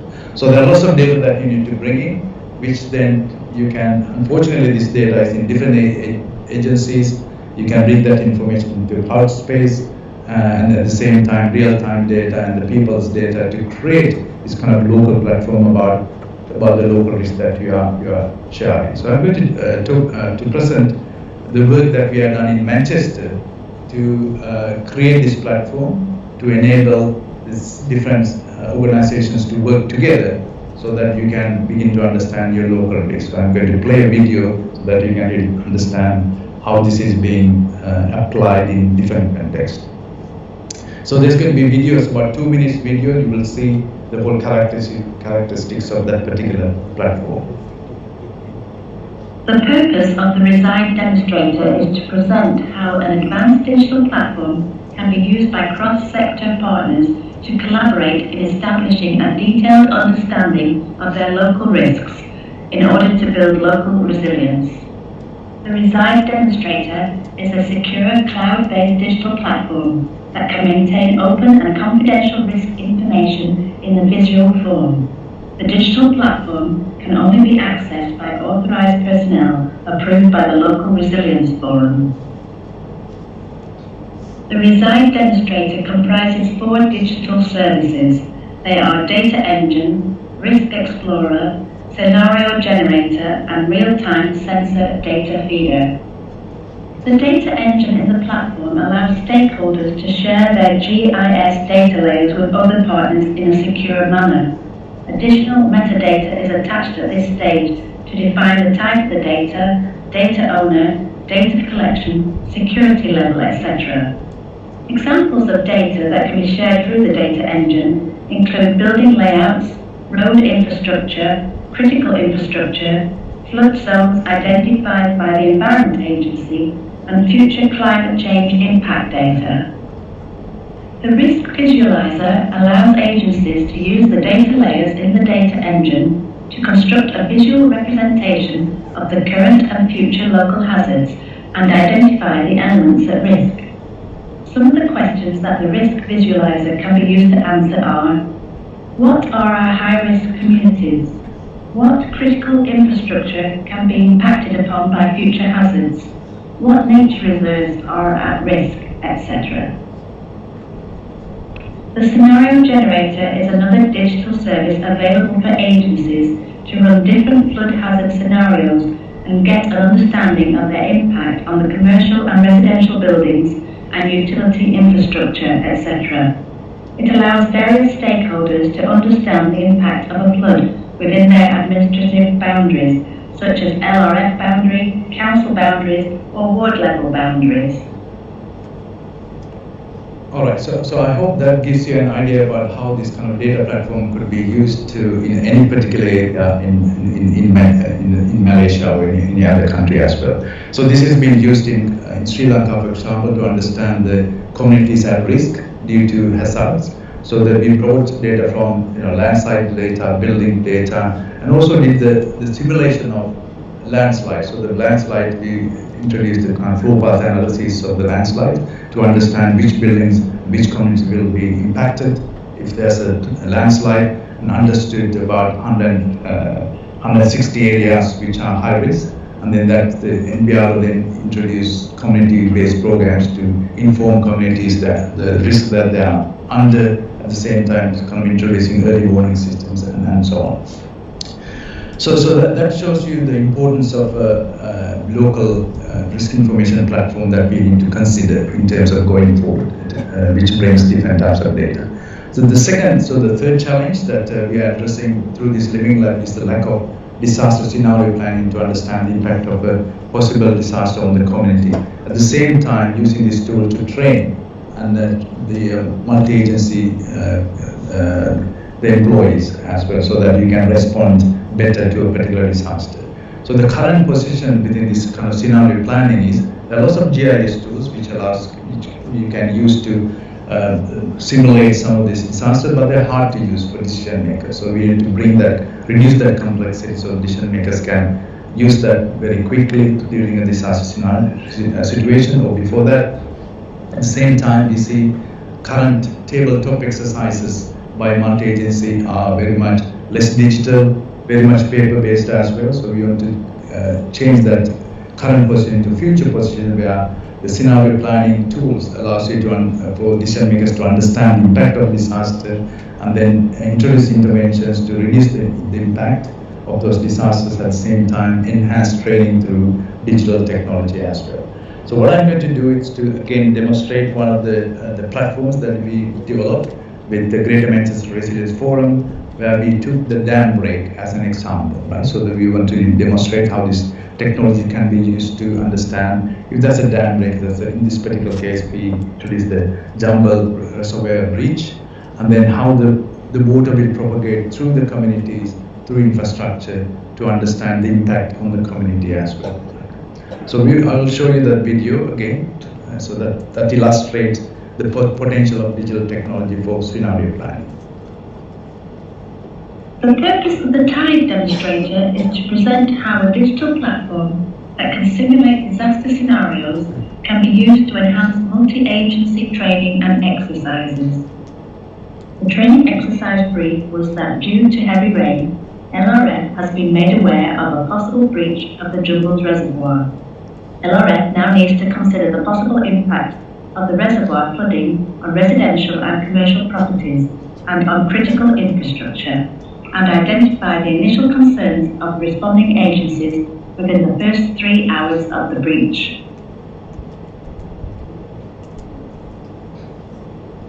This scenario was simulated by extending the mobilized scenario generator developed by the Think Lab. Information on properties provided by the Ordnance Survey and the inundation maps of the reservoir breach provided by the Environment Agency were fed into the scenario generator to identify the impact of the reservoir floods on properties over time and space. Taking all the exposure data and flood maps into account, the scenario generator produces a dashboard that illustrates the impact of reservoir floods on the properties. This simulated scenario now allows the trainees to explore the impact on properties at LRF boundary level, council level and ward level, and to conduct detailed investigations into highly impacted vulnerable areas. Having understood the impact of the reservoir floods on properties, the trainees can move on to exploring the impact of the floods on critical infrastructures and vulnerable places, such as educational and medical establishments, by activating various property classification information provided by the scenario generator. Furthermore, trainees are able to switch between the flood extent map layer, visualized depth layer, velocity layer, and compound hazard layer to understand the magnitude of the flood on communities and properties. By observing the colour schemes and by clicking on various points on the flood maps, trainees can gain a better understanding of the potential high-risk areas. The scenario generator also allows the trainees to simulate the flood arrival time in time steps and discuss what actions they need to take before the arrival of the flood at a given location to safeguard communities, vulnerable people, and critical infrastructure. The real-time simulation allows the trainees to be immersed in a potentially realistic scenario and run it as many times as necessary with others to establish a deeper understanding of the potential risks and the roles of each agency during such a disaster event. Alright, so again, this is being used in Sri Lanka, for example, to understand if there's a landslides in this particular area, what's the loss in terms of agriculture production, right? So the damaged crops and the socio-economic losses at the same time. The threats to people's lives and so on could be calculated through the scenario generator. So the four challenges that we took through this Living Lab is a lack of engagement of communities in building local resilience. Sometimes, organizations could be working together, but there's less interaction with the community. So the current position that we see is that there's lack of engagement of the community in the decision-making process. The community perception of risks is entirely different from the perception of disaster management experts who would conduct detailed assessment of the landslides and so on. So there's a disconnection between the community and the experts, for example. At the same time, there's a mistrust among the communities and the government agencies as well. So the future position that we want to introduce through this digital technology is to create a digital space where communities and the stakeholders can work together and present their narratives, their concerns, and also organizations to allow them to really see what's being done to reduce the impact of hazards on the communities as well. So I'm going to now again demonstrate a video again that was done within the Greater Manchester context, where we work with the communities to demonstrate the type of activities which is taking place to reduce the impact of floods in their local communities. At the same time, their stories could be captured within the same environment as well. So this was developed using a gaming technology called Unity game engine. So I will show you the stories that we created was about the river floods, moorland wildfire in Greater Manchester as well. So because of the time, I'm not going to go into detail, but I'm going to show the video which will illustrate how this kind of narrative environment could be demonstrated to bring the two parties together. Okay.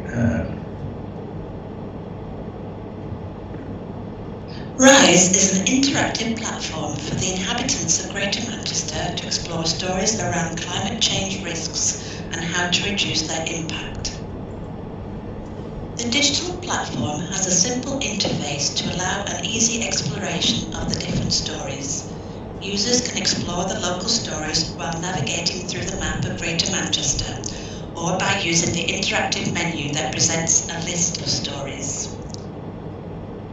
The stories presented through the platform can be used to communicate the impact of climate change on the community, display interventions that are being put in place by local authorities to reduce the impacts of hazards on the community, and show how the community can be an active participant in reducing risks and be prepared to respond to disasters. The current platform presents a range of stories relating to the flood risks around the Irwell River and the wildfires in Greater Manchester. Stories are arranged in different categories, covering a range of aspects such as historical information about the River Irwell itself through the ages, historical flood events, work undertaken to reduce the flood impacts, what the community can do to plan for flood events, moorland wildfires and what the community can do to prevent them, climate change impact and best practices to better interact with the natural environment. Alright, so I'm going to move on because I know I've got about 5 minutes for my presentation. So the first one is about then how do you establish a community-based early warning mobile lab? So the current position that we see, especially in Sri Lanka, is there are many apps organized, developed by different organizations to send messages about landslides or floods or storms or whatever. There are 3 different mobile apps and people are not really using it. At the same time, there's no interaction with the community. The community cannot inform the agencies about what's happening on the ground. There's a disconnection there as well. So the future position that we want to introduce is a collaborative approach to early warning aspect. So that the environment will have agencies presenting information, at the same time communities providing information to the agencies, and introduce this concept of digital volunteers as well, so that these volunteers can communicate the risks to the community before the disaster happens, and having integrated that, and also making sure that community is an active participant in reporting incident as well. So it has to be a community-based early warning system.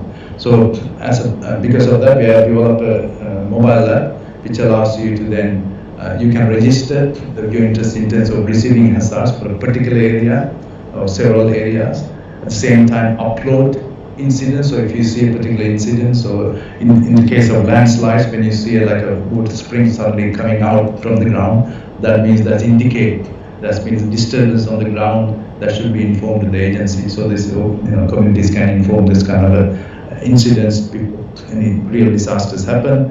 At the same time, during a disaster, community can also message each other. So that, for example, if you introduce, they can really also add value at their comments into the particular hazard situation as well, to show whether it's been now reduced or it's been taken care of, or whether how many people have died. So there's also like a Facebook type social media kind of approach in the mobile app as well.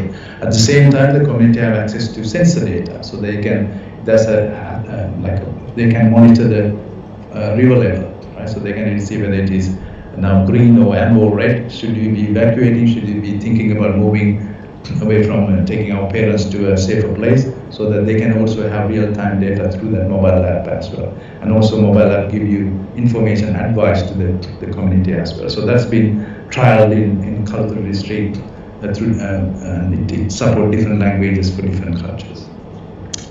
So the last challenge that I want to talk about is the establishment of an impact-based early warning generation systems for agencies. So currently we see that there's big coordination among agencies in communicating risk to the community. By the time the community receives that information, there's lots of delay, it doesn't really properly go to the community. At the same time, intelligence on emerging hazard dashboards are only available to selected number of agencies. We want to make sure that dashboards could be available to local agencies as well, not the national level or state level.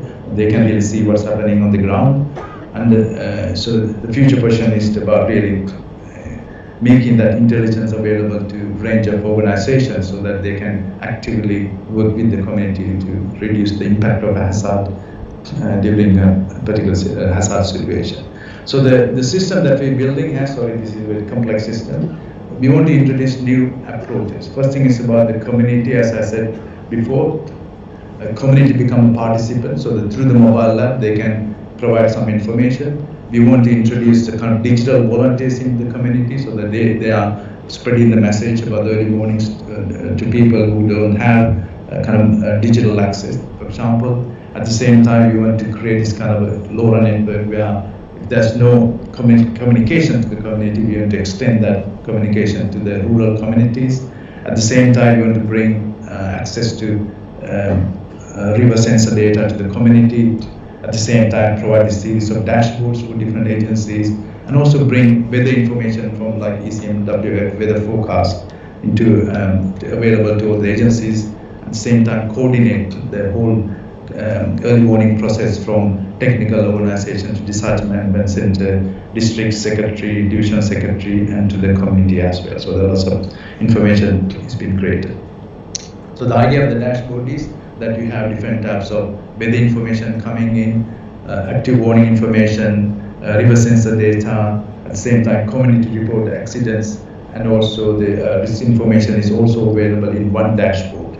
So I'm going to just show very quickly what the dashboard looks like. Again, this has been trialed in Sri Lanka as well. So the idea is this particular dashboard have access to lots of different types of intelligence. This intelligence comes from satellites, sensors, communities, databases, and so on. So the idea here is that once you can click on those different icons, widgets, you can get information about the weather in terms of wind, temperature, cyclones which is coming in on your way. So this is, I'm going very quickly because of that. And also you can bring information about the real-time data. So if you're expecting more rain and floods and so on, that these sensors, the live sensors, you can go and click on those sensors and they will tell you the river level and so on, so that you know whether you should introduce early warning to the community for evacuation. At the same time, community can report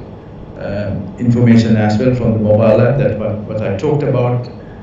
So that information, I'm going to click very quickly. So that information will appear on the dashboard, and then that dashboard will tell you what the communities are talking about, at the same time what other people have commented on that particular disaster as well.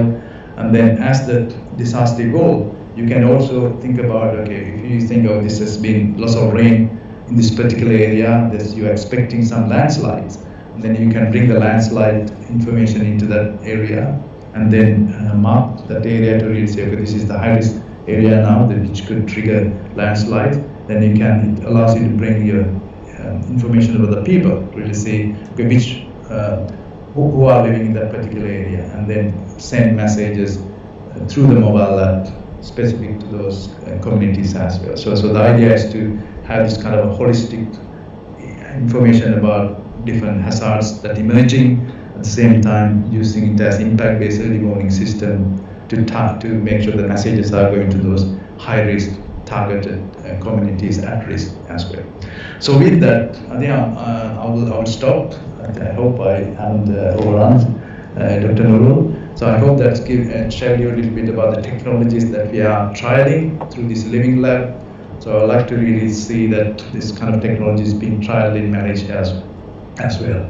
Over to you, Dr. Nurul. Thank you. Okay, thank you very much, Prof. Terence. I believe that you could talk to Prof. Terence. Okay, I believe that your sharing today, I think it's an eye-opening technology that I think there's something that we can do more to help our cities, our rural areas, our cities, our environment to be more resilient towards facing the future risk. Okay, here I would like to highlight some key points that you have shared with us today.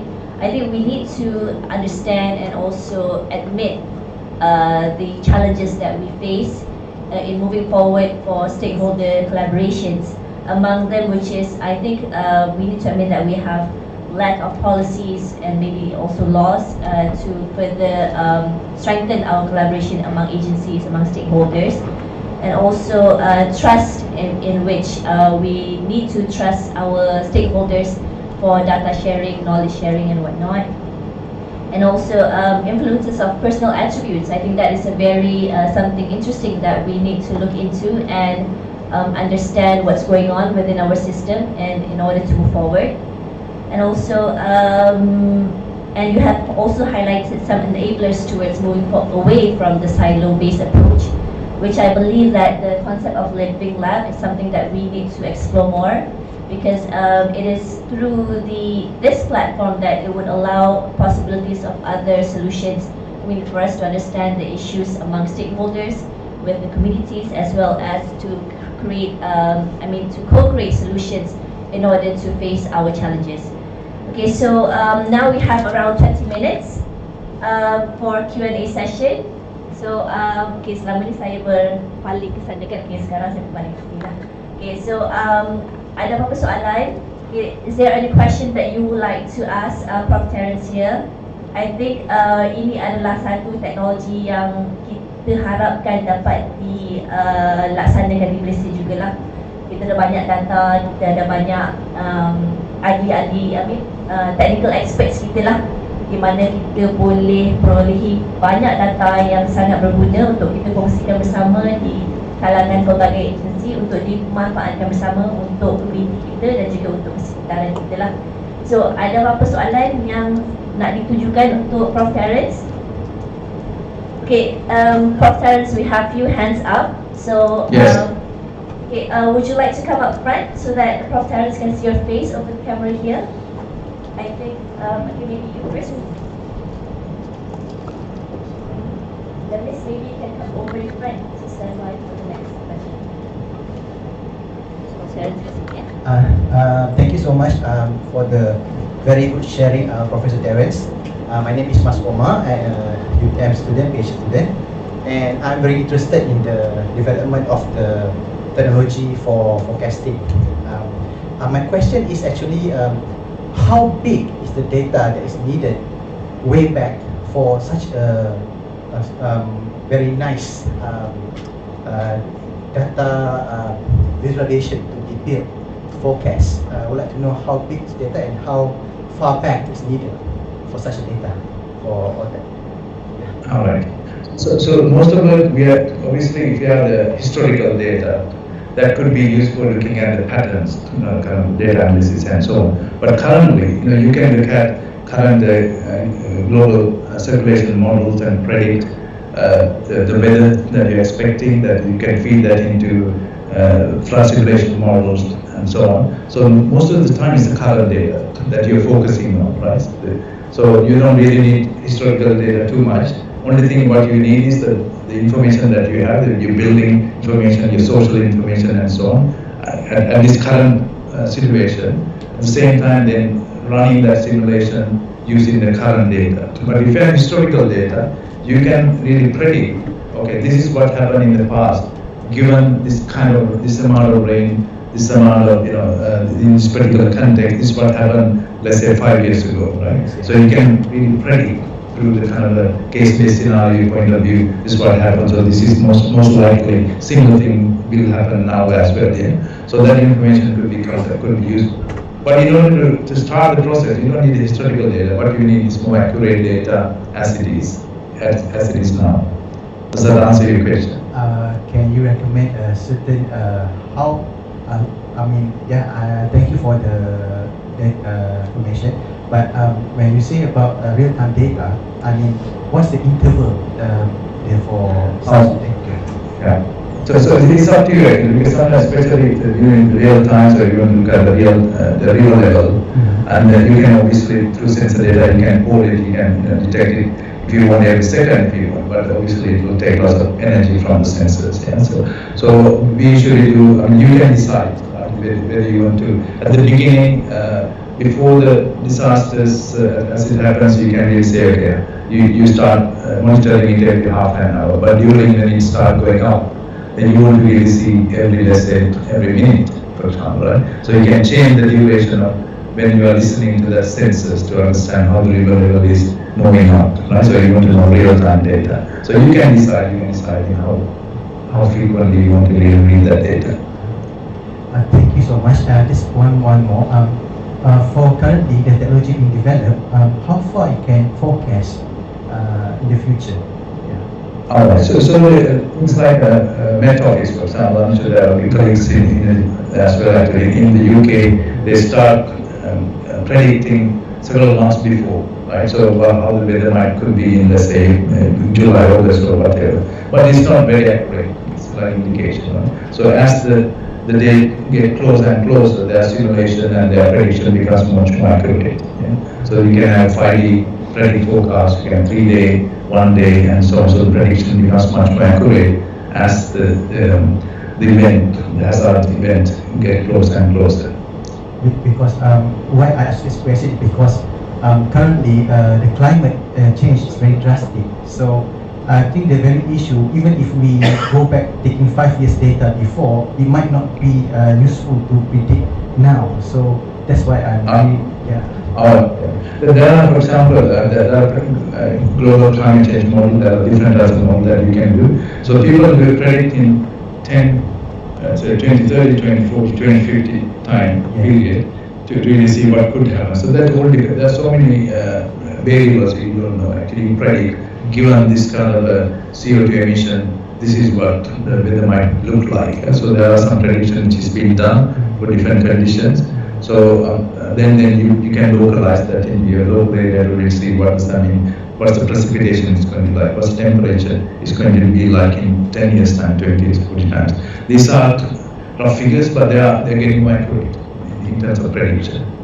Lastly, just closing for my question, how will you advise us as the Malaysian side the data to use for this type of what we call that forecasting? Because we real time. So currently, I believe that if we have not have data, for example, like 10, 20 years, we don't have it. If we don't have it, so how would you suggest to go further? I think actually your main department will be doing this kind of prediction, and your environmental agency, I'm not sure. So they will be doing flood simulation kind of things. Yeah. So obviously we need to think about what the capabilities are. At the same time, you need to collect information about the buildings, infrastructure, people. So that's why I was promoting this stakeholder collaboration. Everybody has a piece of jigsaw. Right? You have to bring everything together to understand what sort of hazards that we can expect. What's the exposure and vulnerability data? So I think this is where we need to start kind of collaborative approach in Malaysia, as well actually, I guess. So maybe this is where we're working with Dr. Kamal and Dr. Nurul to bring this kind of collaborative approach. Yeah, so happy to work with your team. Thank you so much, Prof. Terence. Okay, another question from. Yeah. Okay. Hi, my name is. Whoops, I'm off screen. How do I get there? Okay. Hi. Okay, my name is Eriko Motoyama, and I guess I was sitting here, and I think I may have figured out the answer to my question, because you mentioned stakeholder engagement as step one to this whole project. Because I was looking at your platform, and I see that there's a lot of, like you had, rainfall forecasting, you had, or basically meteorological data coming in, you had flood simulation. All these require, digital terrain maps or digital elevation maps from agencies. It's like, how difficult has it been to get the technical agencies to share that information? Because I think the knee-jerk reaction or the gut instinct is for agencies to protect their data, because they worked a lot in getting it, and it's sometimes that kind of culture makes it very difficult to come up with platform, especially if it's shared to the public. So is it, for example, in Manchester, the culture is such that it's easy, that it's a very collaborative spirit, or did you really have to go through an uphill battle to get everybody to share their data? Yes, yeah, thank you. It's a very, very good question. Right? So, I think that's why I said that we need to change the policies, because everybody's hanging on to their data, and it's my data, and then they don't want to release, and then somebody is using it, or maybe they're not sure whether they're accurate, or they might get blamed and stuff. But so the policies are very important. So data sharing policies are. Without that, we will have this kind of sideways approach, hanging on to their data, and data is power sometimes, so you can't feel it. So, but for the benefits of the community, you need to really change that. But within the UK context, for example, we have this organization called Ordnance Survey, right? Ordnance Survey is where they collect data and then they release the most up-to-date data every 6 weeks. So that you build in data, road layout, infrastructure, and all the information are in one place. And this is available to all the city council, all the government organizations. They have like a data agreement, right? So that's the environmental agency has done lots of very detailed analysis of your terrain. It's available. You can download it, anybody can download and do any simulation kind of stuff. So there are lots of data available in terms of exposure data. What is confidential is obviously the information about the people. So that needs to be protected. So our platforms allows you to protect that data. So if you don't want everybody to see that, you can give that kind of conditions. This particular platform is, by the way, it is not for the public. It is for the stakeholders who have the mandate to collaborate. And you can expose certain data, so you can push that data to a website to the public, but it could be controlled. So the other information is like flood simulation and other stuff done by the environmental agency. Currently, even within the UK, they send PDF files. Like Ray said, this is the basin which is going to get impacted and so on. So what we're trying to change is about getting that information in a digital format, so that we can feed that into the platform to do prediction and so on. So there should be certain changes needs to happen even within the UK as well. It's not completely amazing, right? So there are lots of barriers that we need to change. Within the context of Sri Lanka, we work with the district secretariat to get this local data. So because it's a local platform, so the council will have lots of data you can feed in, and then that information went into the platform. And the landslide simulation is done by NBR. So they are a very good partner for the project. So they are one of the leaders. So they bring their own data into the platform as well. So that's been useful.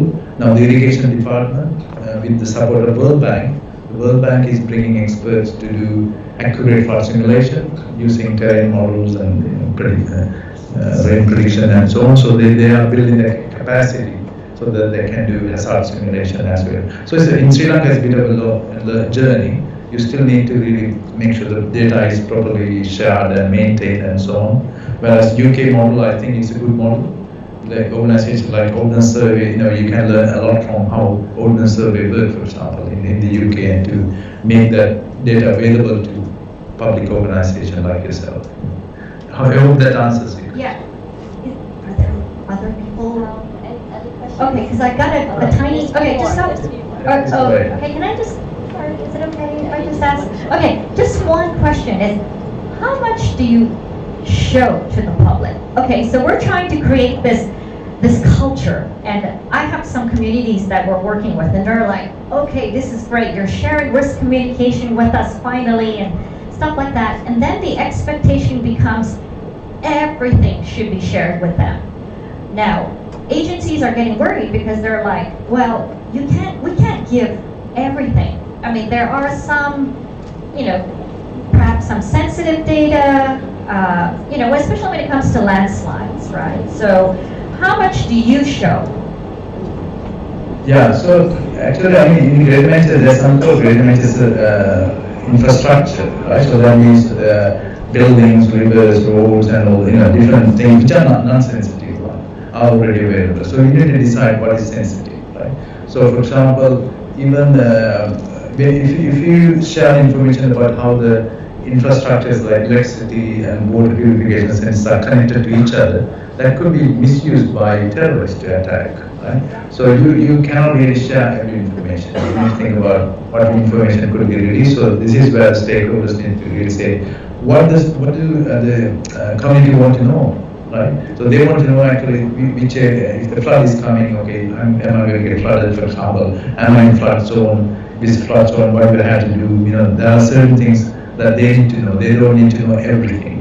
So I think that is the discussion with the community that we need to work with, and you say, okay, and they only need information that is relevant to them, not very sensitive information. I don't think everybody's asking too much detailed information, but they want to know, am I at risk?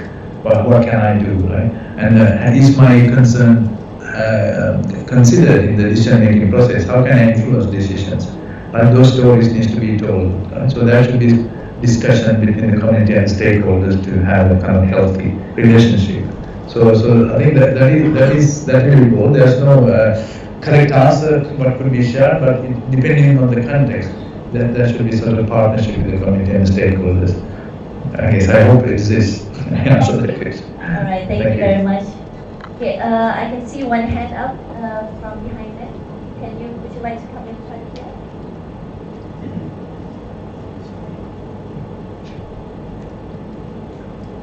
This gentleman is from Semporna. You're from Semporna? I'm not from Semporna. Oh, all right. I work in Semporna. Hi, Dr. Terence. Yeah, thank you for that wonderful presentation. Really eye-opening. This is more of a question on possibility of that, or potential possibility of the, especially the second tool that you showed just now, the second video. Is there a possibility where the tool can be combined with, okay, I'm coming from an environmentalist point of view, where, for example, we have a lot of data to show the impacts of when hazard is going to come, but is there a possibility where adaptation interventions have already come in, or before it comes in, can the software or the tool use these different adaptation tools and then calculate the reduction of impacts and also probably the reduction of different things, and so the increase of certain resilience factors in order to calculate the effectiveness of each tool, so that the users will be able to choose the best tool or the best interventions for a certain community, because as you know, different communities, different environments, it's going to be very, different. So to understand which tools the best for at different kind of areas and communities. Yeah. Is it possible? Yeah, so very good question, right? So obviously, I would like to give two answers to this one. First answer is, so if you want to measure the resilience, I mean, we have done some work in terms of what's resilience dimensions, and library of indicators which measure resilience in a particular context. So the community can decide what does resilience mean for themselves, right? And then so they define how we define resilience. Then we use system dynamics model to really see how these kind of different aspects are connected to each other. So if you change something, what is the resilience factor is going to be like. So at the resilience level, we have done some work in Pakistan to model that resilience using system dynamics, and then we see how the resilience curve will change that over time by introducing. Yeah, so but that's the resilience. But and in terms of geospatial point of view, let's imagine that you want to create a flood basin and you see what the impact is going to look like. So in that case, it will be more structural thing. Yeah? So you will see, okay, then you can run the flood simulation after the flood basin is introduced, and you see what, how many. So before the flood basin, this is the impact in terms of buildings, people, and costs you can calculate. But after introducing the flood basin or some structural changes, the flood simulation will give you different results about the flood, how flood will propagate through the environment. Then you can have impact in terms of the reduction in terms of number of people affected, the building infrastructure, and so on. So there are two answers. One is about resilience calculation using system dynamics. So we can share that information with you. We have to give a presentation on that. Second thing is about this particular tool. It's about spatial kind of dimensions. So you can run simulation by after introducing intervention and really see what the impact is. I hope I answered your questions. Thank you so much. Okay. All right, thank you. Is there any other question? I think we're already 4 minutes. One more. One more, okay.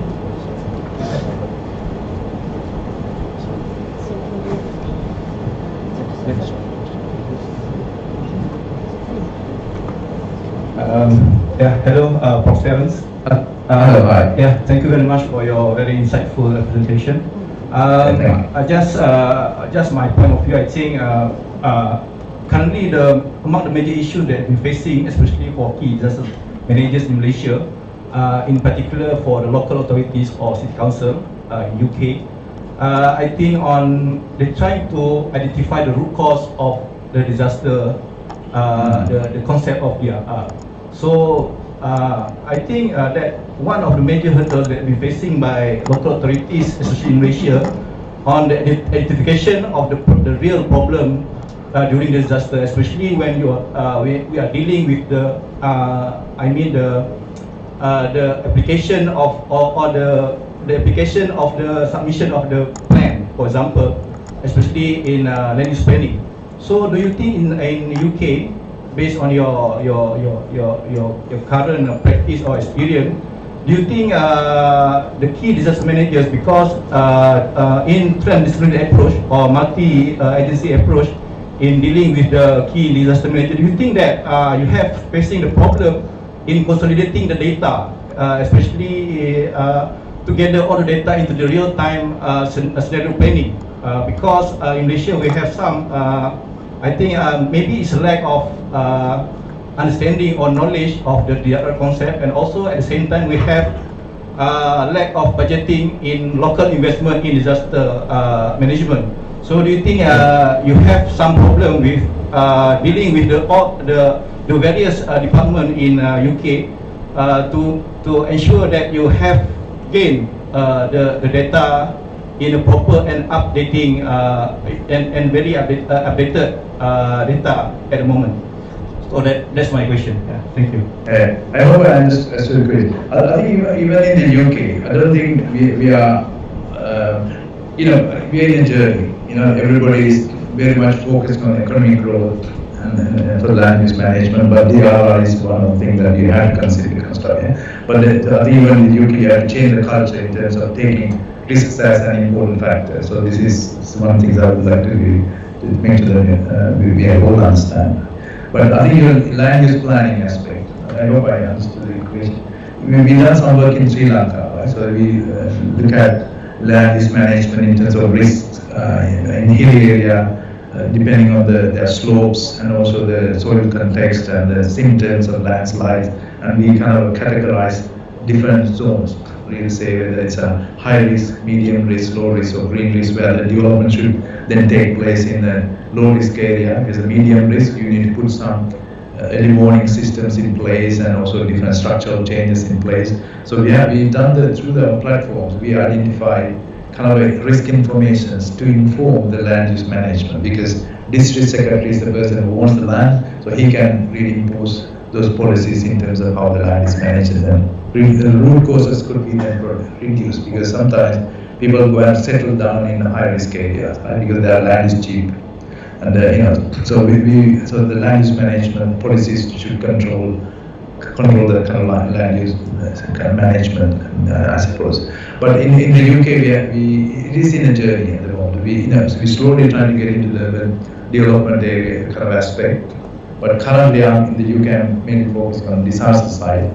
But we are slowly introducing that into the urban development. But in Sri Lanka, I think I can't really say that we're getting into more land use management aspect. So the potential of the tool is there, but it's the willingness to use it. I think that's the challenge. How people planners use their own tools, and there may be less information about the risk. So I think that the culture change needs to happen even within the UK as well. Yeah, thank you. Just to add on, I think, and also based on your experience in developing your application, how about the response or commitment from the urban managers, especially from the from the local authorities, urban managers, when you introduce your system, and at the same time you are asking for the various kind of data from various departments, because I think there are some knowledge gap, especially at the top level, to understand the real needs of the data that related to disaster. So that's my question. Yeah, I think I have limited experience in working in Malaysia. So in Sarawak, obviously we launched this platform, and there's Chief Minister is now really, he launched that one as well. So journey has started, right, I would say, but hopefully we will get into more information. Kuala Lumpur as well, we kind of having discussion. So the people see the benefits, but the question is actually who is the champion of DRR, right? So who worry about kind of in terms of creating safer environment to the community. Everybody is looking at economic growth and kind of aspect. So I think that what I don't see is, maybe Dr. Nurul can correct me if I'm wrong, but I think that there's no leadership in terms of bringing that sort of risk kind of concept into urban development, as well as managing those risks. Right? Without that leadership, it's very difficult to change the thing. That's what I talked about in my first part of the presentation. The culture change needs to happen, policies needs to happen. So this is where I feel people like chief ministers needs to have that kind of vision and understanding about, okay, we need to change, right? We need to really change the policies so people share information. Somebody needs to be responsible for collaboration as well as making sure data is shared, and then these risks are understood. At the same time, interventions are kind of introduced into reducing the impact as well. So I think that policy change needs to happen, but I think my feeling is going to be a long process. But this is where, as academic, as policymakers, I'm sure people in the audience, could really be the champions to make that change, right? So I think in Sri Lanka, for example, we managed to find the champions. Finding the champion who has the same vision for reducing the risks for the community, we need to identify them and work with them, right, slowly, and then it will catch fire, right? So this is what's happening in UK as well. I started working with the groups of the Greater Manchester Resilience Forum. Other resilience forums are now coming in, and they are understanding the benefits of the kind of data-driven approach to risk management and other development and so on. So they're slowly changing. In Sri Lanka as well, I'm happy to say that it's slowly changing as well. But it's a long journey. It might take another 5 to 10 years before these tools are properly being used. But we need to identify champions. So if people in the audience, if they know champions, with Dr. Campbell and Dr. Nurul, we're happy to go and meet them and discuss those ideas and change their minds, to bring them together. So the living lab concept is very important, I think. So we start small, then when we begin to really show how they change the way that how we build a risk environment, then people think about that's a reference site. It's the urban laboratory. We're testing our new ideas in the laboratory with the stakeholders and making change with the community, and suddenly people will listen. Rather than I don't like you. I'm happy to give a presentation. At the same time, I'd like to really see the real change on the ground, because I need to show real case studies. So the cultural living lab, as I said before, we're making change. The World Bank has taken it as a good urban laboratory and they want to scale it up. Similarly, the living lab that you talked about here today, that could be a catalyst to make change in Malaysia as well. So we need to introduce people living labs. Otherwise, we'll never change. We need to start doing it small scale, like urban laboratory. This living lab, I guess. Yeah. I hope answer your question. Yeah, thank you very much. Before that, I forgot to introduce myself. I'm Aliran from Town and Country Planning Department. Yeah. Thank you very much. So here you are the champions, Yes, yes. Definitely. Yeah. Thank you very much, Prof. Okay, thank you very much. I think we're out of time, but I see one more hand eagerly wanting to ask a question. Can we allow this lady to ask one more question? Make it short, okay, please?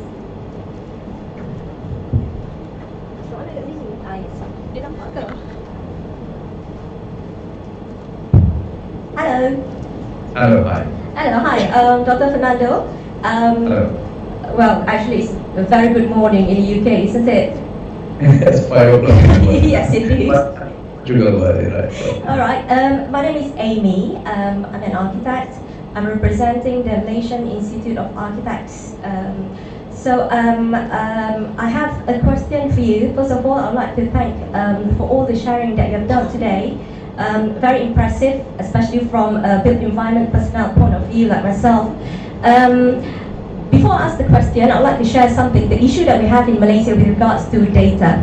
Okay, of course, similar to what you have presented, the data that that you have in the UK, in Sri Lanka.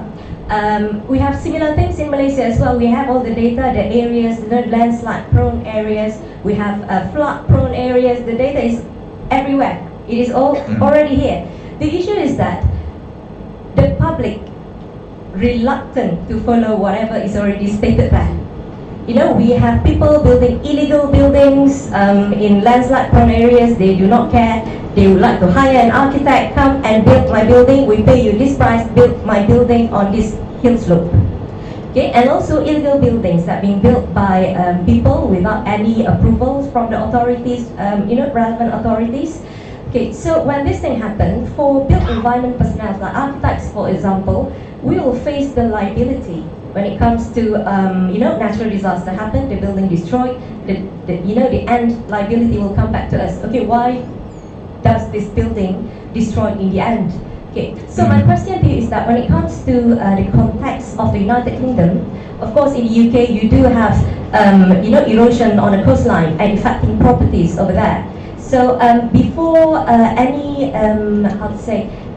before a disaster happens, this is pre-disaster, do the architects or the engineers, land proprietors, property owners in the UK refer to the data before they start to build anything?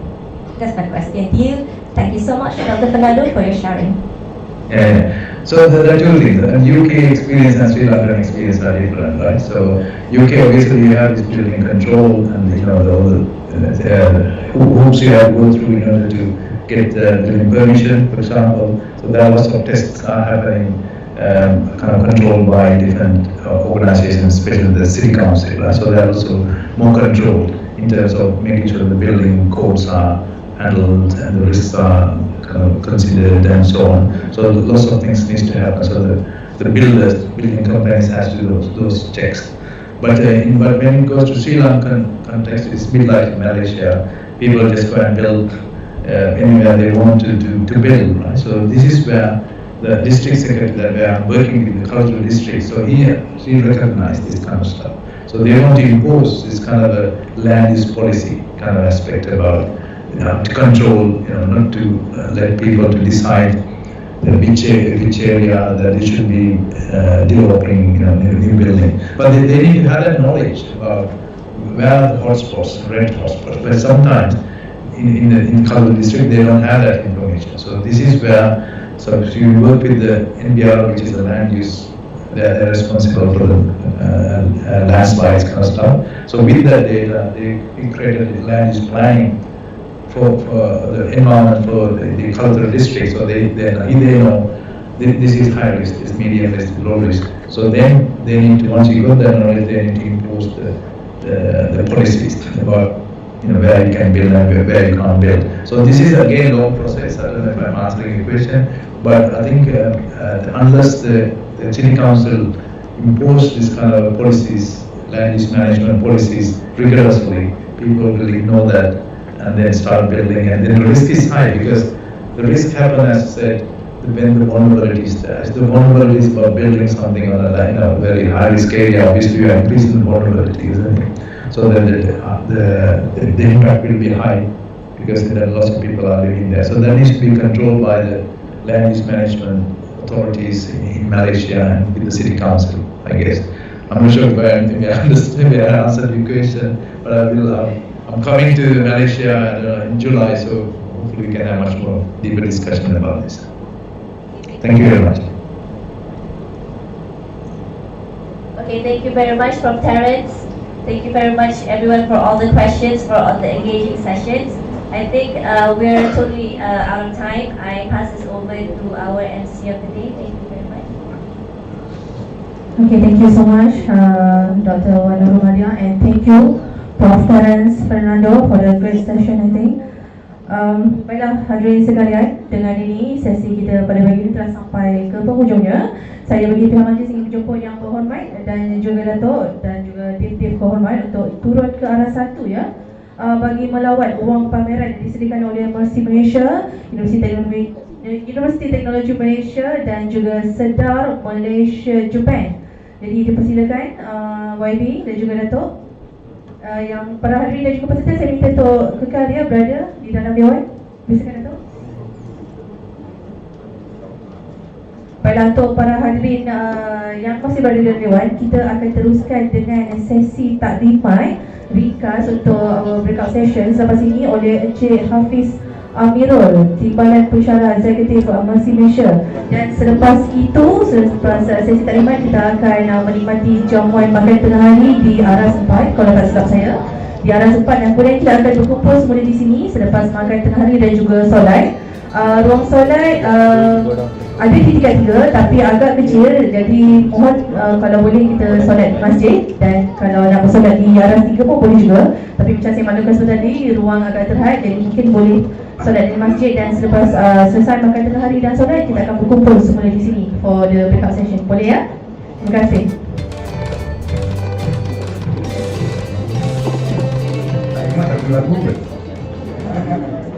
Okey, terima kasih masih kekal tenaga. Ada kosan? In Malay okey? Boleh lah? Okey, jadi saya ambil masa sedikit untuk menjelaskan macam mana acara program selepas ini. Saya yakin 90% yang hadir hari ini hadir semalam. Jadi terima kasih sebab hadir hari ini. Input yang tuan-tuan perempuan dah bentangkan dan bincangkan semalam sudah tertulis dalam repertoire notes. Jadi semalam kalau masih ingat ada 5 tapak 5 tapak berarti tinjauan itu adalah site spesifik, issue spesifik, dan problem solving itu juga spesifik. Jadi it's a very contextual.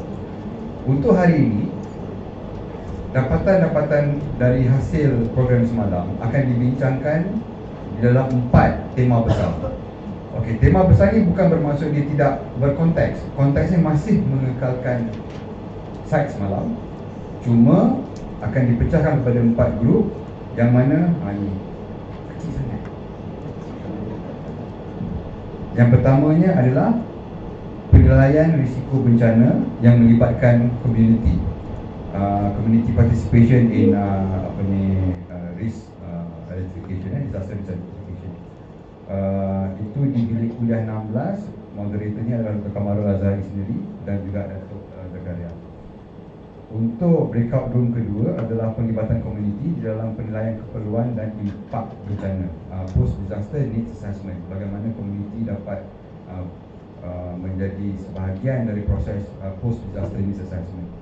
Moderatornya adalah Haji Nur Azam bersama Exco Member Masih Malaysia di bilik kuliah 17 tingkat 6. Breakout room ketiga, saya sendiri sebagai moderator, komuniti, kebudayaan dan sejarah. Satu topik yang mungkin saya rasa agak menarik sebab kita belum pernah membincangkan bagaimana